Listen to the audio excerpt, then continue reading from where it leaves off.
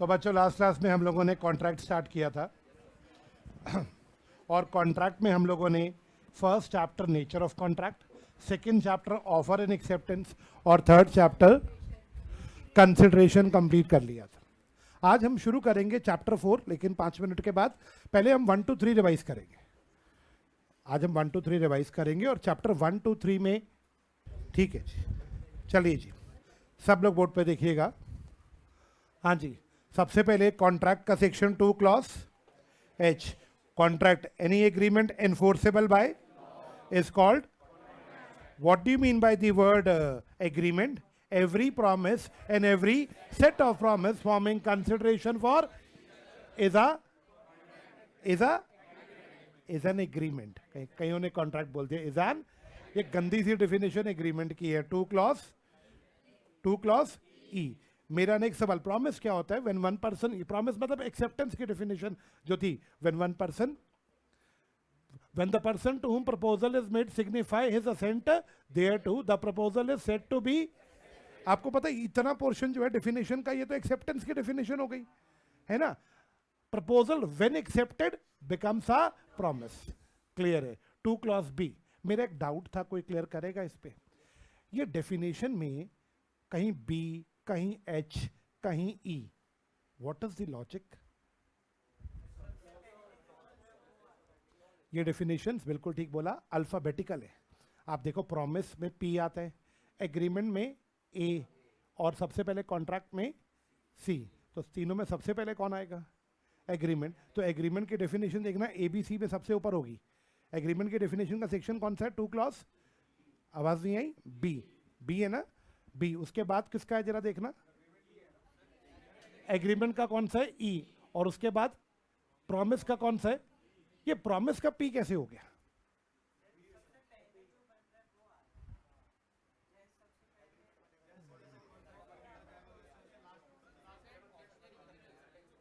भाई डेफिनेशंस जो होती हैं क्रोनोलॉजिकल ऑर्डर में होती हैं।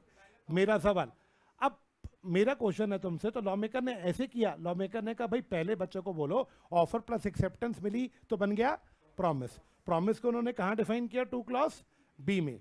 उसके बाद एग्रीमेंट को कहाँ डिफाइन किया? E में। और कॉन्ट्रैक्ट को कहाँ ले गए? यार मुझे ना कुछ मजा नहीं आया ये बात देख के, फ्रैंकली अगर मैं आपको बताऊं, ऐसा होता नहीं है। हमेशा ऑर्डर क्या होता है बच्चों? सीरियल ऑर्डर में चलती है। मैं अभी आपके सामने बेयर खोलूंगा, देखेंगे लॉ मेकर ने ऐसा क्यों किया, अभी थोड़ी देर बाद देखेंगे, ठीक है। अभी जरा मूव करते हैं एसेंशियल्स की तरफ। सेक्शन 10 वाले एसेंशियल्स की बात करें तो पहला एसेंशियल क्या आता है? Offer for acceptance. Second, free consent. Third, capacity. Fourth, consideration. Fifth and sixth was,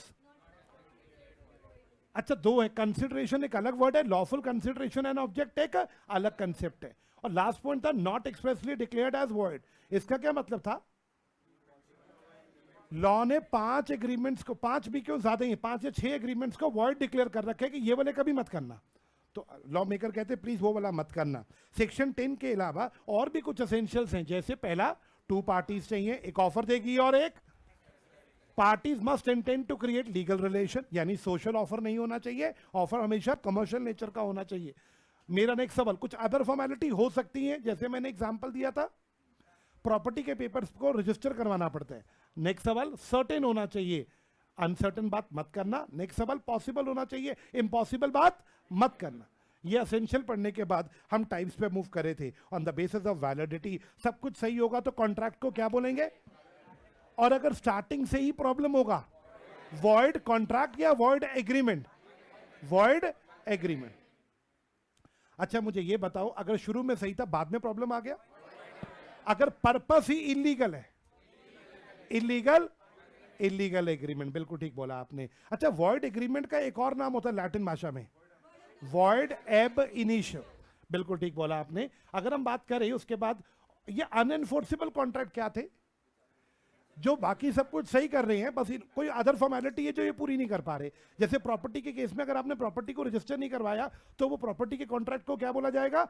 अनएनफोर्सेबल contract. क्या बात क्लियर है? अब अगर हम मूव करते हैं on the basis of formation, तो सब बच्चे मुझे बोर्ड पे देख के बताओ, सबसे पहला कौन सा आता है? ओरल और राइटिंग दोनों को क्या बोलेंगे? एक्सप्रेस। एक्शंस को क्या बोलेंगे? इंप्लाइड।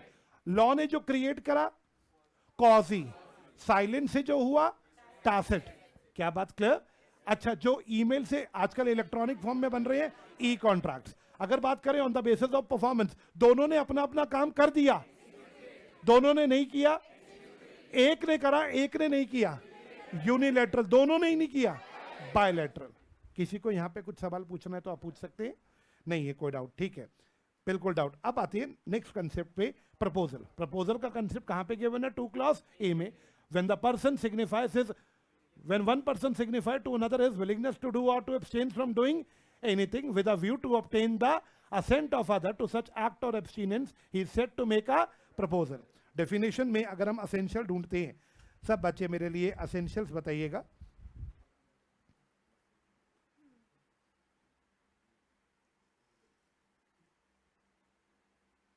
मेरा पहला essential, एक पार्टी जो ऑफर देगी उसको क्या बोला जाएगा? प्रॉमिसर को क्या अपनी विलिंगनेस बतानी होगी कुछ करने की या कुछ ना करने की?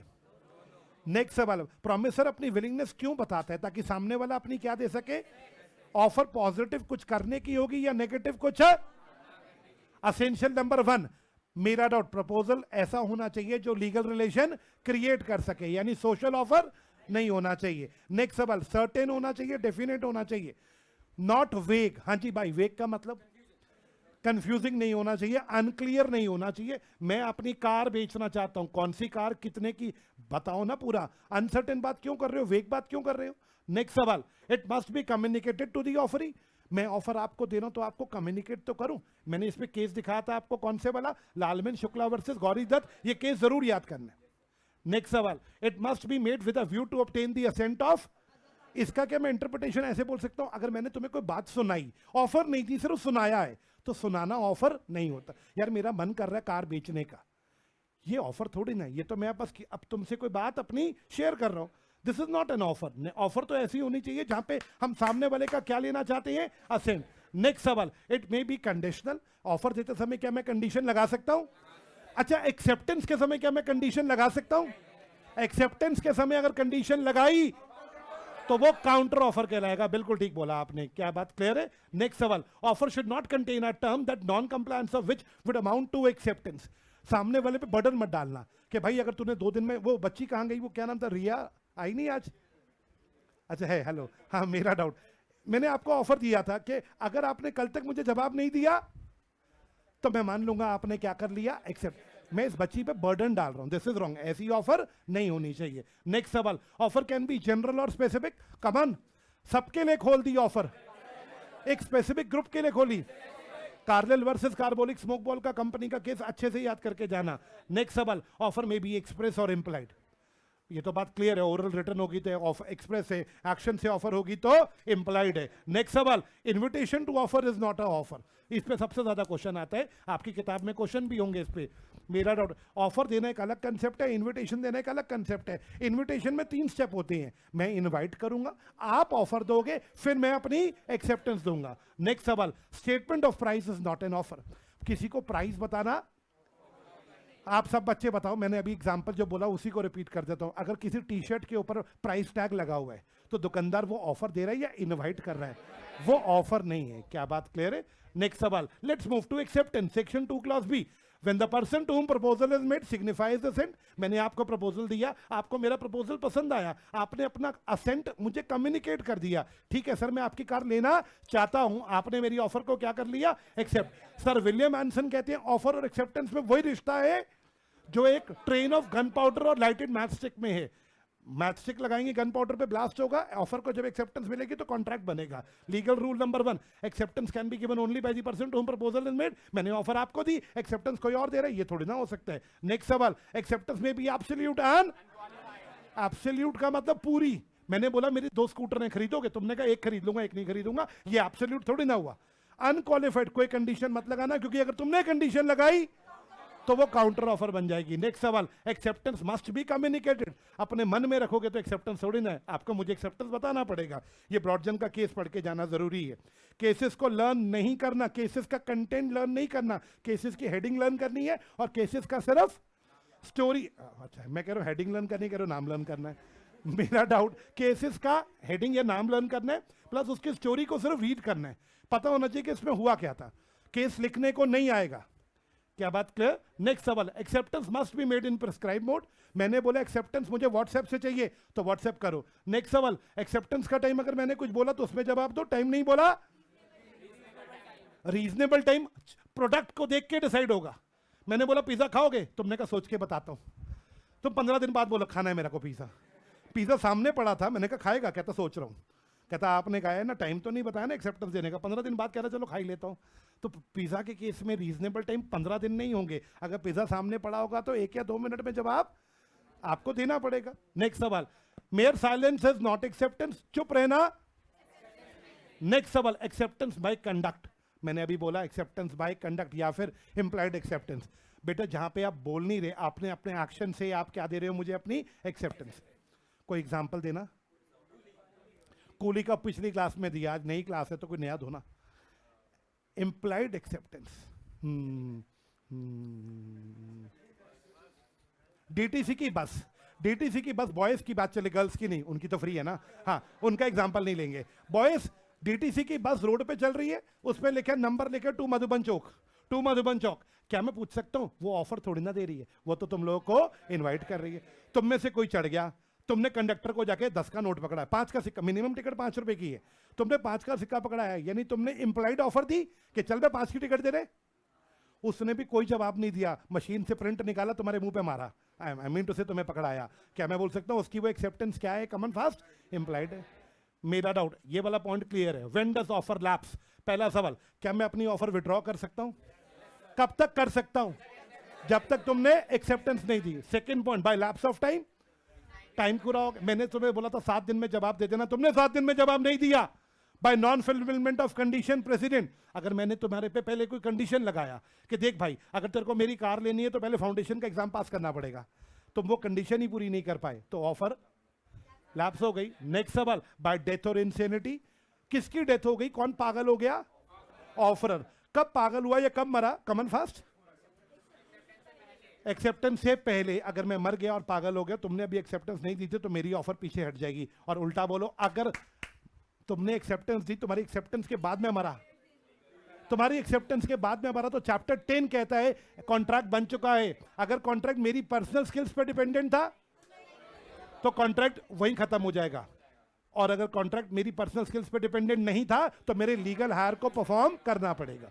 ये बात चैप्टर 10 में पढ़ेंगे फिर से। नेक्स्ट सवाल, बाय काउंटर ऑफर, जैसे तुम मुझे काउंटर ऑफर दोगे, मैंने बोला क्या मेरी ओरिजिनल ऑफर लैप्स हो जाएगी? नेक्स्ट सवाल, by non fulfilment of offer according to the prescribe mode, मैंने बोला था एक्सेप्टेंस देनी है तो व्हाट्सएप करियो, तुमने कॉल कर दिया, मैंने कहा तूने व्हाट्सएप नहीं करा, मेरी ऑफर यहीं पे खत्म होगी। भाई ठीक है तबियत? हाँ अच्छा, नेचर्स कॉल, ठीक है। नेक्स्ट सवाल, बाय सब्सिक्वेंट इलीगैलिटी, भाई प्लीज जरा बोर्ड पे देखना। अब ये क्या कंसेप्ट है बाय सब्सिक्वेंट इलीगैलिटी? ऑफर देने के बाद एक्सेप्टेंस से पहले वो प्रोडक्ट ही इलीगल हो गया जो मैं तुम्हें बेच रहा था। वो प्रोडक्ट ही क्या हो गया? कौन सा प्रोडक्ट? जिसकी मैंने तुम्हें ऑफर दी। मैंने कहा क्या तुम कोई प्रोडक्ट था जो पहले ठीक था बेचना, मैंने ऑफर दी, तुम सोच रहे हो कि जवाब दूं या? तुमने भी एक्सेप्ट नहीं करा, उससे पहले ही सरकार ने नोटिफिकेशन निकाला, उस प्रोडक्ट को क्या कर दिया, तो वो ऑफर वहीं खत्म हो गई। अच्छा, अगर ये एक्सेप्टेंस के बाद इलीगल होता तो वही चैप्टर 10, चैप्टर 10 क्या कॉन्ट्रैक्ट, जब कॉन्ट्रैक्ट तो बन जाता बट वो कॉन्ट्रैक्ट वॉइड हो जाता। आई रिपीट, कॉन्ट्रैक्ट वॉइड हो जाता है। मेरा डाउट, नेक्स्ट पॉइंट पे मूव करते हैं। हाँ जी, कम्युनिकेशन ऑफ ऑफर एक्सेप्टेंस, जल्दी से बताओ। मैंने आज आपको ऑफर दी, आपको लेटर 5 को मिला, 6 को आपने पढ़ा, जिस दिन पढ़ोगे उस दिन ऑफर कम्युनिकेट। आपने लेटर मुझे जवाब भेजा, हाँ जी सर मैं आपकी कार खरीदना चाहता हूँ, आपने 8 तारीख को जवाब भेज दिया, मुझे 11 को मिला, मैंने 12 को पढ़ा। अब 8 को आपने भेजा ना, उसे बोलेंगे communication of acceptance against offeror, और 12 को मैंने पढ़ा, इसको बोलेंगे communication of acceptance against offeree. इस पे लेटर का क्वेश्चन बहुत आता है एग्जाम में। फिर हम मूव करते हैं कंसिडरेशन पे। बेटा मुझे कंसिडरेशन में जल्दी से बताओ किसके डिजायर पे होना चाहिए? प्रॉमिस ही देगा या थर्ड पर्सन देगा? दोनों ने दे दी तो एग्जीक्यूटिव, दोनों ने नहीं दी तो एग्जीक्यूटरी। पास्ट होगी, प्रेजेंट होगी या? नेक्स्ट सवाल, कंसिडरेशन एडिक्वेट होना। नेक्स्ट सवाल, कंसिडरेशन एडिक्वेट के बाद कंसिडरेशन में कोई ऐसी चीज मत लेना जो एक बंदे की लीगल ड्यूटी है, जो काम करना आपकी लीगल ड्यूटी है वो आप मेरे लिए कंसिडरेशन। नेक्स्ट सवाल, कंसिडरेशन रियल होनी चाहिए, इमेजिनेशन कंसिडरेशन नहीं होता। कोई ऐसी बात मत करना जो अनलॉफुल हो, अपोज टू पब्लिक पॉलिसी हो। कुछ भी दोबारा पूछना है आपका राइट, आप पूछ सकते हो। बच्चे क्या मैंने ये वाला पॉइंट नहीं कराया था या करा दिया था? मुझे लग रहा है मैंने ये नहीं कराया था। हाँ मुझे लग ये करा दिया था मैंने। तो पहले इसी को रिवाइज कर लेते हैं कमन फास्ट। ऐसे एक जर्नल रूल क्या है जल्दी से बताओ? No consideration, no consideration, no contract. Section याद रखना 25। लेकिन इसकी 6 एक्सेप्शन है जो आपको पेपर में लिखने को डायरेक्ट क्वेश्चन आ सकता है। बेटा पहली exception, agreement on account of natural love and affection. जहां नेचुरल लव हो, क्लोज रिलेशन हो, एग्रीमेंट राइटिंग में और रजिस्टर्ड हो, वहां पे अगर एक पार्टी को कंसिडरेशन नहीं भी मिल रही तो भी कॉन्ट्रैक्ट वैलिड है। सेकंड पॉइंट पे मूव करते हैं। मेरा टू पे फॉर पास्ट वॉलंटरी सर्विस। किसी ने अगर आपको पास्ट में वॉलंटरी सर्विस दी, आपने वो सर्विस एंजॉय की, आप बाद में उसको पे करना चाहते हो, तो आपका और उसका कॉन्ट्रैक्ट वैलिड है, बेशक विदाउट कंसिडरेशन है। प्रॉमिस टू पे फॉर टाइम बार डेट, वो डेट जो 3 साल पुराने हो गए वो टाइम बार हो गए, अब आप रिकवर नहीं कर सकते। लेकिन वो सामने वाला अगर आपको खुद प्रॉमिस करे कि भाई मैं तेरे पैसे देना चाहता हूं, तो वो कॉन्ट्रैक्ट वैलिड होगा। नेक्स्ट सवाल, एजेंसी में अगर एजेंट हमारे लिए विदाउट कंसिडरेशन काम करना चाहे, बिना पैसे लिए हमें सर्विस देना चाहे, तो कॉन्ट्रैक्ट वैलिड है। नेक्स्ट सवाल, कंप्लीटेड गिफ्ट, अगर मैंने आपको गिफ्ट दिया, आपने बदले में मुझे कोई नहीं दिया, तो भी कोई दिक्कत नहीं है, कॉन्ट्रैक्ट वैलिड है। मेरा नेक्स्ट सवाल, बेलमेंट। बेलमेंट क्या होता है बच्चों? अगर मैंने तुम्हें अपनी कोई चीज यूज करने को दी तो वो बेलमेंट है। मैंने तुम्हें कार यूज करने को दी, तुमसे बदले में कोई पैसे नहीं लिए, कॉन्ट्रैक्ट वैलिड है। नेक्स्ट सवाल, चैरिटी। अगर मैंने दान देने के लिए गुरुद्वारे में बोला, बदले में मुझे तो गुरुद्वारा कुछ नहीं दे रहा, तो भी कॉन्ट्रैक्ट बिल्कुल वैलिड है। यहां तक हो गया था। किसी को कुछ पूछना है तो जल्दी से पूछ लो। आज की क्लास में अब पहला कंसेप्ट फटाफट रिकॉल करते हैं, suit by a third party. Suit का मतलब केस करना। मेरा डाउट था बच्चों से, क्या केस थर्ड पार्टी को केस करना अलाउड है हमारे पे? Suit by third party, come on fast जल्दी से बताओ। मेरा कॉन्ट्रैक्ट, वैभव सर का कॉन्ट्रैक्ट स्टूडेंट के साथ हुआ, नाम आपका? रिया के साथ वैभव सर का कॉन्ट्रैक्ट हुआ। वैभव सर ने इसे कॉन्ट्रैक्ट करके बोला था बेटा मैं तेरा पूरा कोर्स कराऊंगा। अब वैभव सर कोर्स पूरा नहीं करा रहे, कमन जल्दी से बताओ, क्या रिया वैभव सर पे केस कर सकती है? एग्जाम्पल 2, रिया फुल फीस पे नहीं कर रही, क्या वैभव सर रिया पे केस कर सकते हैं? यस, इसे बोलते हैं प्रिविटी ऑफ कॉन्ट्रैक्ट। पार्टी एक दूसरे पे केस कर सकती है क्योंकि इनके बीच में कॉन्ट्रैक्ट है। This concept is called privity of contract. अब मेरा सवाल, मान लो रिया को क्लास पूरी नहीं हुई, रिया का कोर्स पूरा नहीं हुआ, रिया की मम्मा बोली मैं वैभव सर पे केस करना चाहती हूं। मेरा डाउट, हाँ रिया की मम्मी बोली मैं वैभव सर पे केस करना चाहती हूँ, रिया नहीं करेगी। कॉन्ट्रैक्ट किसने किया? रिया की मम्मी बोली मैं केस करूंगी, वो आ गई, कहती जब मैं फीस दे सकती हूं, याद करो फीस, स्ट्रेंजर फीस दे सकता है, याद करो, कह रही जब मैं फीस दे सकती हूं तो मैं केस भी कर सकती हूं।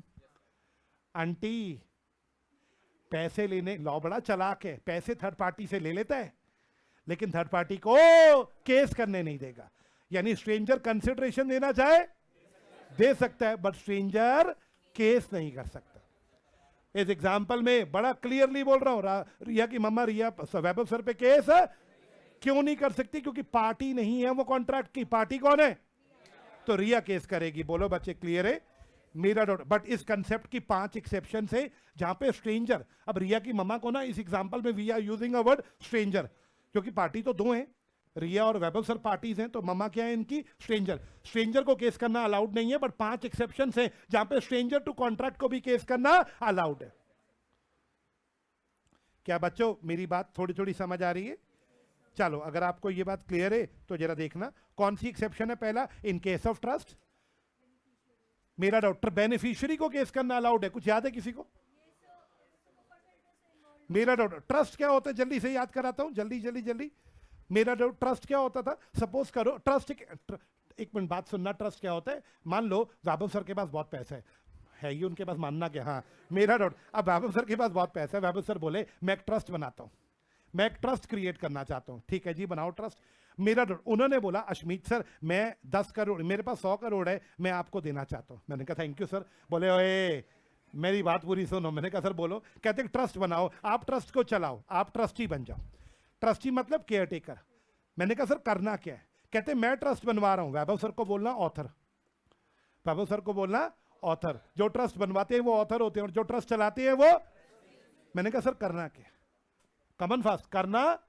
कहते मैं आपको सारा पैसा देके जा रहा हूं, आप ये पैसा अपने पास रखो। मेरा डाउट, मेरी बहन की बेटी है, छोटी है, जब वो बेटी बड़ी होगी आप ये पैसा उसको दे देना, जब तक वो बड़ी नहीं होती कॉमन फास्ट आप ये पैसा अपने पास रखो। मैंने कहा कहने की बात ही नहीं, सारे पैसे मेरे पास आ गए, आई एम दी ट्रस्टी।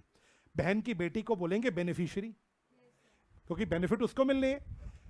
अब आप बताओ कॉन्ट्रैक्ट किन दो लोगों के बीच में हुआ? जल्दी जल्दी वैभव सर लुढ़क गए, थोड़े टाइम बाद लुढ़क गए, समझ गए आप बात? अब मैं चौड़ा हो गया, मैंने कहा गया, अब तो 100 करोड़ मेरा हो गया। वो लड़की बड़ी हुई, देखो प्लीज यार मेरे एग्जांपल्स को भावुक गलत मत सोचना, ये काल्पनिक है, हाँ मेरा डाउट यार बच्चों, मुझसे ना वो ABC वाले एग्जाम्पल बर्दाश्त नहीं होते, ABCXYZ, ये ना मेरे को ना, समझ रहे हो आप बात को, मेरे को समझ नहीं आते। तो मेरा डाउट, अब वो लड़की जब बड़ी हुई मुझे कहती है अंकल, मैंने कहा बोल, कह रही वो 100 करोड़ मेरा मामा दे के गया होगा। मैं तेरा मामा जहाँ गया तू भी वहाँ जा। कहती है अंकल मैं तुम्हारे पे केस करूंगी। मैंने कहा ला केस करेगी, तेरा मेरा कभी कोई कॉन्ट्रैक्ट ही नहीं था, चल निकल यहाँ से। आंसर दो, वैसे मैं सही बोल रहा हूँ या गलत बोल रहा हूँ? वैसे तो मैं सही बोल रहा हूँ, बट लॉ कहते हैं ये गलत है। वैसे स्ट्रेंजर को केस करना अलाउड है, बट ये बेनिफिशियरी बेशक स्ट्रेंजर हैं, क्या बेनिफिशियरी ट्रस्टी पे केस कर सकता है कि तू अपनी ड्यूटी पूरी नहीं कर रहा? यस, ये फर्स्ट एक्सेप्शन है। गलत बनाई है, बिल्कुल सही बनाई। तो पहला केस किसको अलाउड है केस करना? Common fast beneficiary, beneficiary can case, first point clear. Second point family settlement, common fast. अब आया फैमिली सेटलमेंट का केस, परिवार का बंटवारा, सुना होगा हिंदुस्तान में बंटवारे बहुत होती है। अगर बंटवारा हो रहा है तो उस केस में भी स्ट्रेंजर को केस करना अलाउड होगा। जरा एग्जांपल लेते हैं, बंटवारा हो गया, लेटर सपोज करो दो भाइयों में कॉन्ट्रैक्ट, पापा के मरने पे उनके 3 बेटे, भाई 1 भाई 2 एंड भाई 3, मेरा ब्रो 1 ब्रो 2 ब्रो 3, ठीक है। अब बाप मर गया, 2 बड़े बच्चे थे, तीसरा बेटा भी पढ़ रहा था, छोटा था वो, ठीक है, 11th क्लास में था ये बच्चा। तो इन्होंने क्या बोला आपस में कि बाप की 3 दुकानें थी, पहली दुकान मैं ले लेता हूं, दूसरी दुकान तू ले ले, और तीसरी दुकान छोटा भाई अभी छोटा है ना, तो इसकी दुकान हम दोनों अभी यूज कर लेते हैं। क्या बात क्लियर? शॉप 3 हम दोनों अभी फिलहाल चला लेते हैं, जब ये बड़ा होगा तब इसको दे देंगे। ठीक बात है, फैमिली सेटलमेंट भी बंटवारा हो गया। मेरा कॉन्ट्रैक्ट किसके बीच में हुआ कि दुकान एक मेरी एक तेरी और तीसरी दुकान दोनों की कॉमन, ब्रो 1 एंड ब्रो 2 के बीच में। ब्रो 3 छोटा था, अभी 16 साल का था, एग्रीमेंट में साइन भी नहीं कर सकता था वो, क्लियर। जब वो बच्चा बड़ा हुआ, 19-20 साल का हुआ, तो उसने बड़े भाई को बोला भैया भैया, समझ आ गई होगी आपको बात, भैया वो तीसरी दुकान मेरी दे दो। कहते चल बे हम नहीं दे रहे। कहता भैया मैं केस करूंगा। कहते तू कैसे केस कर सकता है, हम दोनों के बीच में कॉन्ट्रैक्ट हुआ है, अगर ब्रो 2 और ब्रो 1 मिल गए मतलब समझ गए। वो कहते ब्रो 3 को दुकान नहीं देनी, अब ब्रो 3 को दुकान नहीं देनी। मेरा डाउट, क्या ये गलत हो रहा है? क्या ब्रो 3 इनके बीच की पार्टी है या स्ट्रेंजर है? क्या इस एक फैमिली सेटलमेंट में जो परिवार के लोग कॉन्ट्रैक्ट के बाहर है, जो पार्टीज नहीं है, जो क्या है कॉमन फास्ट स्ट्रेंजर, क्या उन्हें अलाउड होगा केस करना अगर ये टर्म्स फॉलो नहीं कर रहे? तो क्या इसके एग्जांपल में ब्रो 3 ब्रो 1 और ब्रो 2 पे केस कर सकते हैं कि आप इस कॉन्ट्रैक्ट को फॉलो? फैमिली सेटलमेंट में याद रखना, भाइयों में कुछ भी बंटवारा होता है तो तीसरा भाई या बहन, छोटा भाई या बहन कल को उस कॉन्ट्रैक्ट के लिए केस कर सकते हैं। क्या आपको फैमिली सेटलमेंट रिकॉल हुआ? मेरा डाउट, थर्ड पॉइंट याद कराओगे बेटा मेरे को, in case of marriage contract. Marriage contract, मेरा मैरिज कॉन्ट्रैक्ट में भी स्ट्रेंजर को अलाउड है केस करना। मैरिज कॉन्ट्रैक्ट कोई बच्चा याद कराएगा एग्जांपल?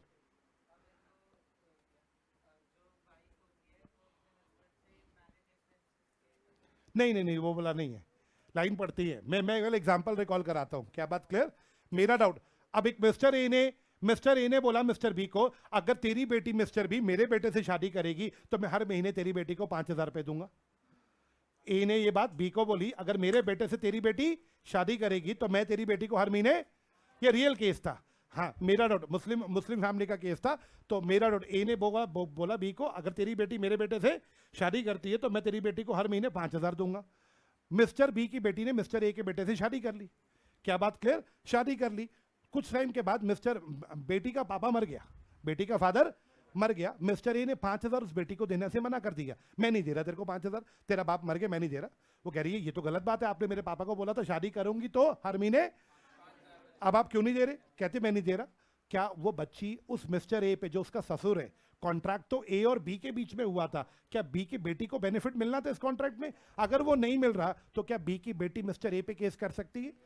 जरा लैंग्वेज पढ़ना, मेरे एग्जांपल से मैच कर रही है। In case of a person of certain marriage contract, a provision may be made for the benefit of a, इस एग्जांपल में किस पर्सन के लिए बेनिफिट बनाया था? बी की बेटी के लिए, comma he may file the suit. क्या बी की बेटी मिस्टर ए पे केस कर सकती है? यस। नेक्स्ट सवाल, इन केस ऑफ असाइनमेंट, जल्दी से रैप अप करो। असाइनमेंट क्या होता है? असाइनमेंट मतलब ट्रांसफर। असाइनमेंट माने मैंने असाइन किया तो मैं असाइनर हूं, तुम्हें असाइन किया तो तुम असाइनी हो। असाइनर, असाइन। मेरा डाउट, सब बच्चे जल्दी से बोर्ड पे देख के बताओ। तुम्हारा नाम क्या है? नमन। वैभव सर के साथ नमन का कॉन्ट्रैक्ट है कि नमन वैभव सर से क्लासेस लेगा। नमन का कॉन्ट्रैक्ट वैभव सर के साथ है। किसी रीजन से नमन सीए छोड़ रहा है। नमन अपनी ये राइट्स है यहाँ पे, अपनी क्लास, अपने फ्रेंड, क्या नाम है तुम्हारा? नमन ने अपने राइट्स किसको असाइन कर दिए?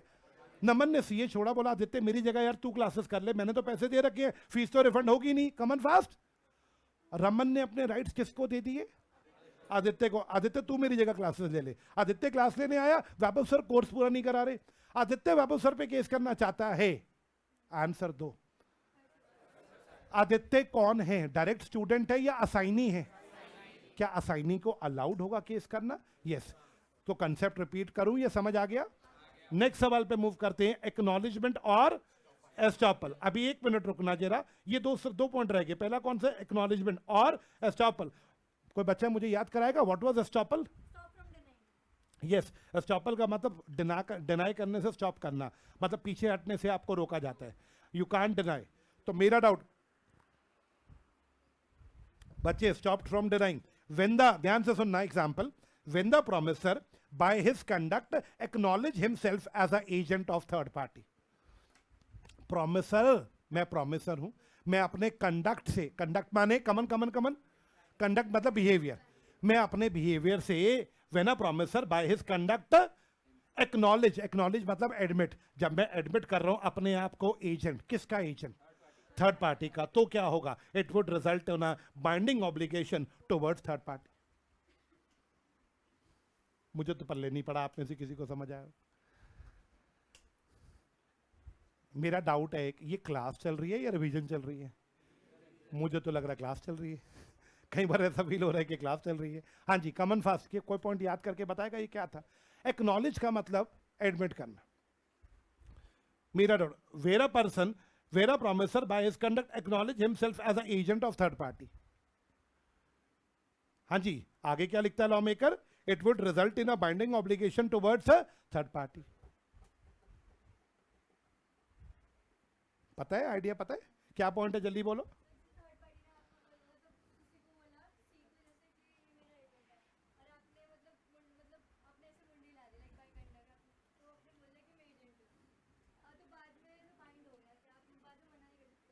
हाँ जी, मेरा डाउट, सब बच्चे बोर्ड पे देख के बताओ, ये एग्जाम्पल बनाए।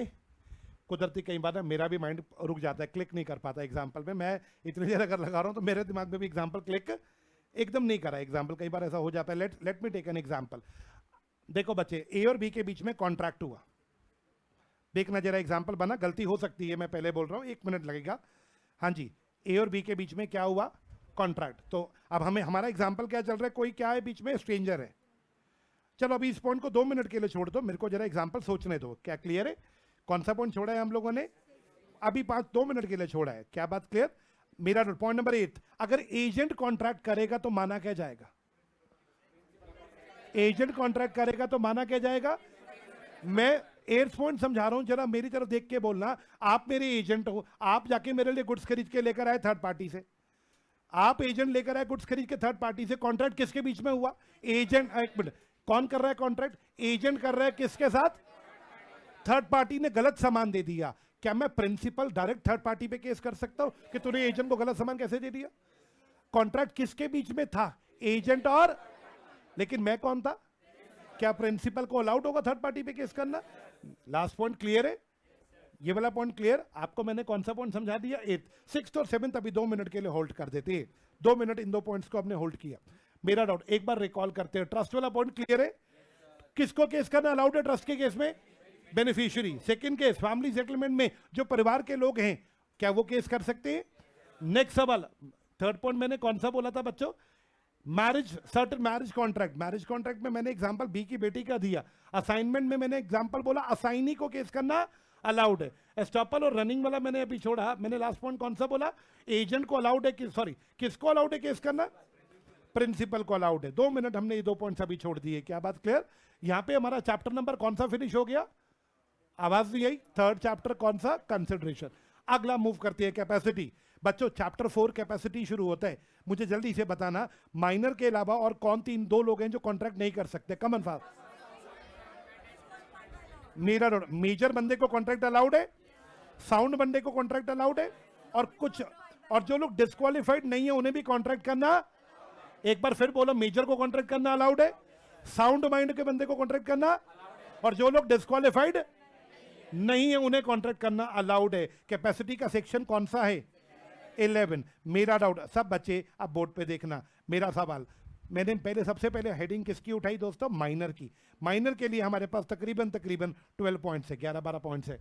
माइनर, सबसे पहला सवाल, माइनर वो है जिसकी एज अभी 18 साल से कम है। इसके साथ एग्रीमेंट करना वैलिड होगा या वॉइड होगा? वॉइड होगा। Let's start.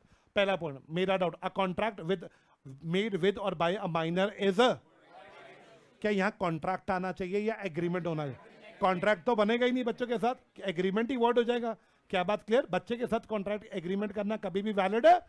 First point clear. इस पे केस था बड़ा मशहूर, मोहरी बीबी वर्सेस धर्मोदास घोष। बच्चा अपना घर गिरवी रख के आ जाता है, मकान के पेपर गिरवी रखाता है बच्चा, तो बेटा एग्रीमेंट तो वर्ड है, तो वो जो मॉर्टगेज किया, जो गिरवी रखा प्लेज, वो प्लेज वैलिड माना गया या नॉट वैलिड माना गया?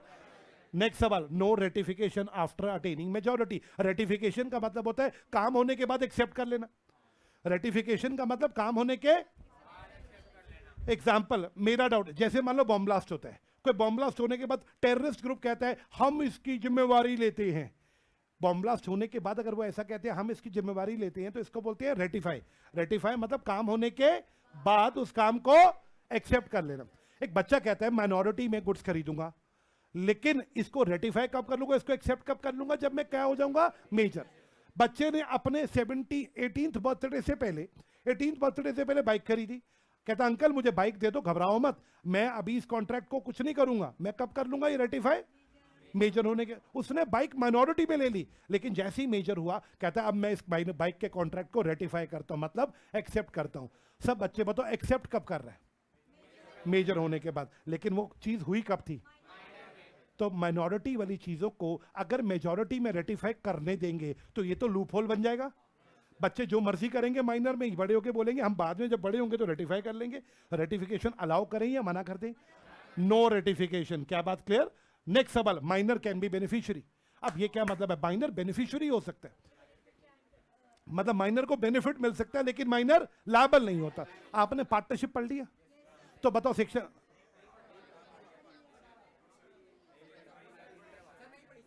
अभी नहीं पढ़ी? अच्छा अभी नहीं पढ़ी, कोई नहीं, मेरी तरफ आओ। हाँ बच्चों एक बात बोर्ड पे देखो, मेरा डाउट, बच्चा 18 साल से छोटा है, ठीक है, बच्चा कॉन्ट्रैक्ट नहीं कर सकता, बच्चा लायबल नहीं होगा, बट बच्चे को बेनिफिट दिए जा सकते हैं। सब बच्चे बोर्ड पे देख के बताओ। मैं एग्जांपल बोलता हूं, एक बच्चा 16 साल का है, बच्चा बहुत इंटेलिजेंट है, हमने अपने पार्टनरशिप फर्म में उस बच्चे को ऐड कर लिया, बोला बेटा तू पार्टनर नहीं है, तू हमें आइडियाज दे, इस आइडिया के बदले हम तेरे को सैलरी देंगे, तू लायबल नहीं होगा, अकाउंट्स पढ़ा है, तू लायबल नहीं होगा, बस तेरे को हम सैलरीज देंगे क्योंकि तू हमें क्या दे रहा है? आइडियाज। बच्चे को लायबल बना रहे हैं या बेनिफिट दे रहे हैं? लॉ कहता है लायबल मत बनाओ, बेनिफिट देना चाहते हो तो दे सकते हो। बच्चे को पैसे देने अलाउड है, उससे लेने अलाउड नहीं है। क्या बात clear? Minor can always plead minority. Plead का मतलब बेटा रिक्वेस्ट करना कोर्ट के सामने। एक माइनर ने दाढ़ी मूछें लगाई और अपने आप को क्या प्रिटेंड किया, और किसी से सामान खरीद के ले आया, और जैसे सामान खरीदा दाढ़ी मूछ उतार के बोला मैं तो माइनर हूं। दुकानदार को बोला अब तो मेरे पे केस कर। दुकानदार ने वीडियो बना ली, दुकानदार कोर्ट को कहता है जज साहब पहले ये वीडियो देखो, इसने दाढ़ी मूछ लगाई और अपने आप को क्या शो किया? मेजर। मैंने गुड्स दे दिए, अब ये कह रहा है मैं तो माइनर हूं। जज साहब ने बच्चे की तरफ देखा, कहता सर मैं तो माइनर हूं ना, जज साहब ने बोला अगर माइनर कभी भी प्लीड करेगा, प्लीड बेसिकली मतलब होता है कोर्ट में रिक्वेस्ट करना, अगर बच्चा कभी भी प्लीड करेगा सर मैं तो माइनर हूं प्लीज छोड़ दो, तो लॉ मेकर कहते हैं उसको छोड़ दिया जाएगा। यानी बच्चा अगर अपने आप को, ध्यान से देखना, अगर बच्चा अपने आप को प्लीड करता है कि मैं तो क्या हूं, तो क्या वो माइनर माना जाएगा या मेजर माना जाएगा? हालांकि बच्चे ने अपने आप को झूठ रिप्रेजेंट किया था कि मैं क्या हूं, दाढ़ी मूछ लगा के झूठ रिप्रेजेंट किया था कि मैं क्या हूं, लेकिन क्या बच्चे को मेजर मान लिया जाएगा या वो माइनर ही रहेगा? माइनर ही रहेगा, तो वो जो कॉन्ट्रैक्ट उसने किया होगा वो वैलिड होगा या वॉइड होगा? तो बच्चे मजे बहुत ले सकते हैं लॉ का। हाँ, नेक्स्ट सवाल, लायबल फॉर ओनली, अगर बच्चे ने कोई नेसेसिटी खरीदी, आटा दाल चावल खाने का सामान कुछ खरीदा अपनी लाइफ के लिए, अपने लिए, तो उस केस में बच्चे की प्रॉपर्टी लायबल होती है, बच्चा खुद लायबल नहीं होता। मान लो एक बच्चे के माँ बाप मर गए, बच्चा राशन लेकर आया, दुकानदार को बोलता है अंकल मुझे राशन दे दो, लोग कहते हैं ना तेरे साथ तो एग्रीमेंट वॉइड होता है। कहते नहीं सर, एक एक्सेप्शन है, अगर मैं नेसेसरीज खरीद रहा हूं तो आप मुझे नेसेसरीज दे दो, मैं लायबल नहीं होऊंगा, मेरे पापा की मुझे बहुत सारी क्या मिली है, कमन कमन कमन प्रॉपर्टी लायबल होगी, कॉजी में पढ़ेंगे इसको। क्लियर? नेक्स्ट सवाल, contract by guardian, come on fast. क्या हमारे गार्जियन हमारे लिए कॉन्ट्रैक्ट कर सकते हैं? आवाज नहीं आई। किसको कॉन्ट्रैक्ट करना अलाउड है? कमन फास्ट। मेरा डॉट, सब बच्चे बताओ बोर्ड पे देख के, हमारे पापा ने हमारे लिए शेयर खरीदे, हमारे पापा ने हमारे लिए शेयर खरीदे, किसके नाम पे लिए होंगे? आपका नाम पे लिए होंगे, तो साइड में गार्जियन पापा का नाम लिखा होगा। आवाज नहीं आई। इससे क्या होता है, गार्जियन पापा का नाम लिखा है तो पापा को क्या है, शेयर पे जो भी कॉल्स वगैरह है वो कौन देगा? पापा देंगे। बच्चे को गार्जियन के साथ कॉन्ट्रैक्ट करना अलाउड है, मतलब गार्जियन साथ में साइन कर दे तो बच्चा बेनिफिट है, पापा उसको क्यों, उसके नाम पे क्यों ले रहे हैं शेयर? ताकि बच्चे को शेयर का क्या मिल सके? बेनिफिट। नेक्स्ट सवाल, नो स्पेसिफिक परफॉर्मेंस, इसका क्या मतलब? स्पेसिफिक परफॉर्मेंस का मतलब होता है जहां पे कोर्ट आपको कंपेल करे परफॉर्म करो। स्पेसिफिक परफॉर्मेंस का मतलब जहां कोर्ट आपको कंपेल कर रहा है परफॉर्म करो। जैसे वैभव सर तुम्हें मना करते मैं नहीं पढ़ा रहा, और तुम कोर्ट को बोलो जज साहब इनको बोलो पढ़ाएं, जज साहब बोले वैभव सर पढ़ाना पड़ेगा। जब वैभव सर को कौन बोल रहा है करना पड़ेगा? कोर्ट। तो इस कंसेप्ट को क्या बोलते हैं? कमन फास्ट स्पेसिफिक। इस कंसेप्ट को बोलते हैं स्पेसिफिक परफॉर्मेंस। क्या बात क्लियर है? मेरा कोर्ट कभी भी बच्चे को कंपेल नहीं कर सकता परफॉर्म करने को। मान लो एक बच्चे ने गुड्स खरीद लिए, जब पैसे देने की बारी है बच्चा कहता है मैं तो माइनर हूं, वो दुकानदार कहता है जज सर स्पेसिफिक परफॉर्मेंस, इसको ऑर्डर दो परफॉर्म करने को, इसको ऑर्डर दो पैसे दे। जज कभी बच्चे को ऑर्डर नहीं दे सकता, क्या करने के लिए? परफॉर्म करने को। अगर बच्चा परफॉर्मेंस देने से मना कर दे, जज उसे कंपेल। नेक्स्ट सवाल, बच्चा कभी इंसॉल्वेंट नहीं होगा, जल्दी बोलो क्यों? बच्चा क्योंकि लायबल नहीं है तो इंसॉल्वेंट कैसे हो सकता है? नेक्स्ट सवाल, पार्टनरशिप, बच्चा पार्टनर बन सकता है या पार्टनरशिप के बेनिफिट ले सकता है? अभी बोला मैंने, पार्टनर्स में सिर्फ वो क्या ले सकता है? Minor can B agent. क्या बच्चे को अपना एजेंट बना के उससे काम करा सकते हैं? मेरा बच्चा लायबल होगा या उसको इसकी सैलरी वगैरह दे देंगे? सैलरी वगैरह दे देंगे। क्या बात क्लियर है? नेक्स्ट सवाल, माइनर कांट बाइंड पेरेंट और गार्जियन। अब इसका क्या मतलब? माइनर कांट बाइंड, बच्चे के काम के लिए उसके मम्मा पापा लायबल नहीं होंगे। मेरा डॉट, एक बच्चा क्या दुकानदार को कहता अंकल पिज्जा खिला दो, पापा से पैसे ले लेना, ऐसे कह के वो साल में 2 लाख का पिज्जा खा गया। दुकानदार बोला भाई साहब अंकल जी आपका बेटा पिज्जा खा गया, पापा लायबल या पापा नॉट लायबल? क्यों नॉट लायबल? पापा बोलेंगे मैंने अथॉरिटी थोड़ी ना दी थी कि मेरे बेटे को पिज्जा खिला।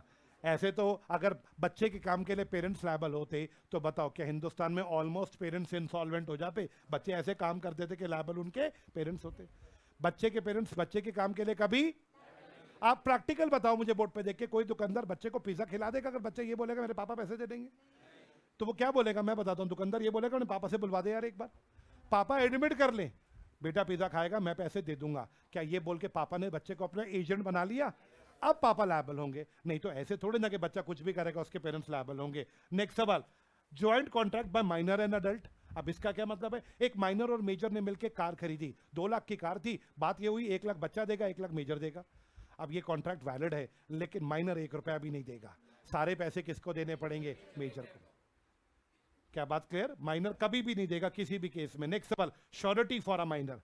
श्योरिटी माने guarantor for a minor. Contract act में कंसेप्ट होता है गारंटी। मेरा डाउट, सब बच्चे बताओ, अगर आप बच्चों के लिए गारंटी दोगे तो हम, मान लो मैंने, ये बच्चा भी 17 साल का है, मान लेते 2 मिनट, है तो 17 का ही है, चलो मान लेते हैं ये 17 साल का है, जल्दी बोर्ड पे देख के बोलो अगर ये 17 साल का बच्चा है, अरे यार अगर ये 17 ईयर्स का बच्चा है, मैं इसके लिए गारंटी देता हूं बैंक को, बैंक इसको लोन दे दो, ये नहीं चुकाएगा तो मैं चुकाऊंगा। सब बच्चे बोर्ड पे देख के बताओ, अगर मैं कभी भी बच्चों के लिए गारंटी दूंगा तो हमेशा लायबिलिटी किसकी होगी? श्योरिटी की लायबिलिटी होगी। क्या बच्चे की, तो बच्चा लोन लेके खा जाएगा लेकिन देना किसको पड़ेगा? क्योंकि गारंटी मैंने दी है। क्या बात क्लियर? माइनर एज आ, नेक्स्ट पॉइंट, माइनर एज आ, क्या माइनर कंपनी के शेयर खरीद सकता है? नहीं, कोई कंपनी बच्चे को शेयर अलॉट नहीं करती। क्या बात क्लियर? नेक्स्ट सवाल, लायबिलिटी फॉर टॉर्ट्स। टॉर्ट क्या होता है? कमन कमन कमन, TORT, टॉट। टॉट एक सिविल रॉन्ग होता है, आवाज नहीं है, टॉट एक। सर मेरा एग्जाम्पल सुनना, अगर तुम्हारे घर में कुत्ता तुम पालते हो, तुम्हारा कुत्ता बाहर निकल जाए घर से और किसी को काट दे, तो वो टॉट है, that is not a crime, that is a taught. अगर तुम्हारे घर से कुत्ता बाहर निकल जाए और किसी को काट दे तो वो क्या है बताओ, टॉट है। अब एक बच्चा कुत्ता पालता है, उसका कुत्ता बाहर निकल के किसी को काट देता है, तो this is a taught, this is not a crime, this is a contract, this is a crime, neither this is a contract, this is not a, this is a common fast taught. क्या मेरे बच्चे बात clear? अब मेरा doubt, बच्चे के कुत्ते ने किसी को काटा है, क्लियर? अब इसके लिए वो जिसको काटा वो कोर्ट में चला गया, बोला जनाब ये कुत्ते ने काट लिया, क्या बच्चे को डांट पड़ सकती है टॉट के केस में जैसे बाकी लोगों को पड़ती है, या नहीं पड़ेगी? यस, टॉट के लिए जज साहब बच्चे को डांट लगा सकते हैं, क्योंकि ये कॉन्ट्रैक्ट है, ये एक सिविल रॉन्ग है, सिविल रॉन्ग। टॉट का एक एग्जांपल कुत्ते वाला याद रखना, क्या बात क्लियर? कुत्ता बाहर निकल गया, ये एक सिविल रॉन्ग है। एक और एग्जांपल ले सकता हूं मैं, मान लो तुम्हारे साथ वाला घर बना रहा है, वो घर बना रहा है, तुम्हारे घर में पानी आ गया या तुम्हारे घर में दरारें आ गई, this is again a civil wrong, ये भी क्या है बच्चों बताओ, एक टॉट है। क्या बात क्लियर है? तो मैंने माइनर के सारे पॉइंट कंप्लीट कर दिए। नेक्स्ट सवाल, person of unsound mind, come on fast, पागल लोग के साथ कॉन्ट्रैक्ट करना अलाउड या नॉट अलाउड? वही रूल जो बच्चों के लिए, agreement with a minor is void, agreement with a person of unsound mind is. अब एक बात बताओ, दो तरह की लॉ में देखो देखो देखो, दो पॉइंट है यहां पे। Person usually of sound mind but occasionally of unsound mind. एक इंसान ज्यादातर ठीक रहता है, कभी कभी पागल दौरे पड़ जाती हैं, तो क्या मैं बोल सकता हूं वो जब ठीक रहता है तब कॉन्ट्रैक्ट कर सकता है, जब दौरे पड़ जाते हैं तो कॉन्ट्रैक्ट? अब उल्टा, person who is usually of unsound mind, sometimes of sound mind, ये भी किताब का वर्ड है, जो ज्यादातर पागल है कभी कभी ठीक हो जाता है, तो लॉ कहते हैं जब वो ठीक होता है तब वो कॉन्ट्रैक्ट कर सकता है। क्या बात क्लियर है?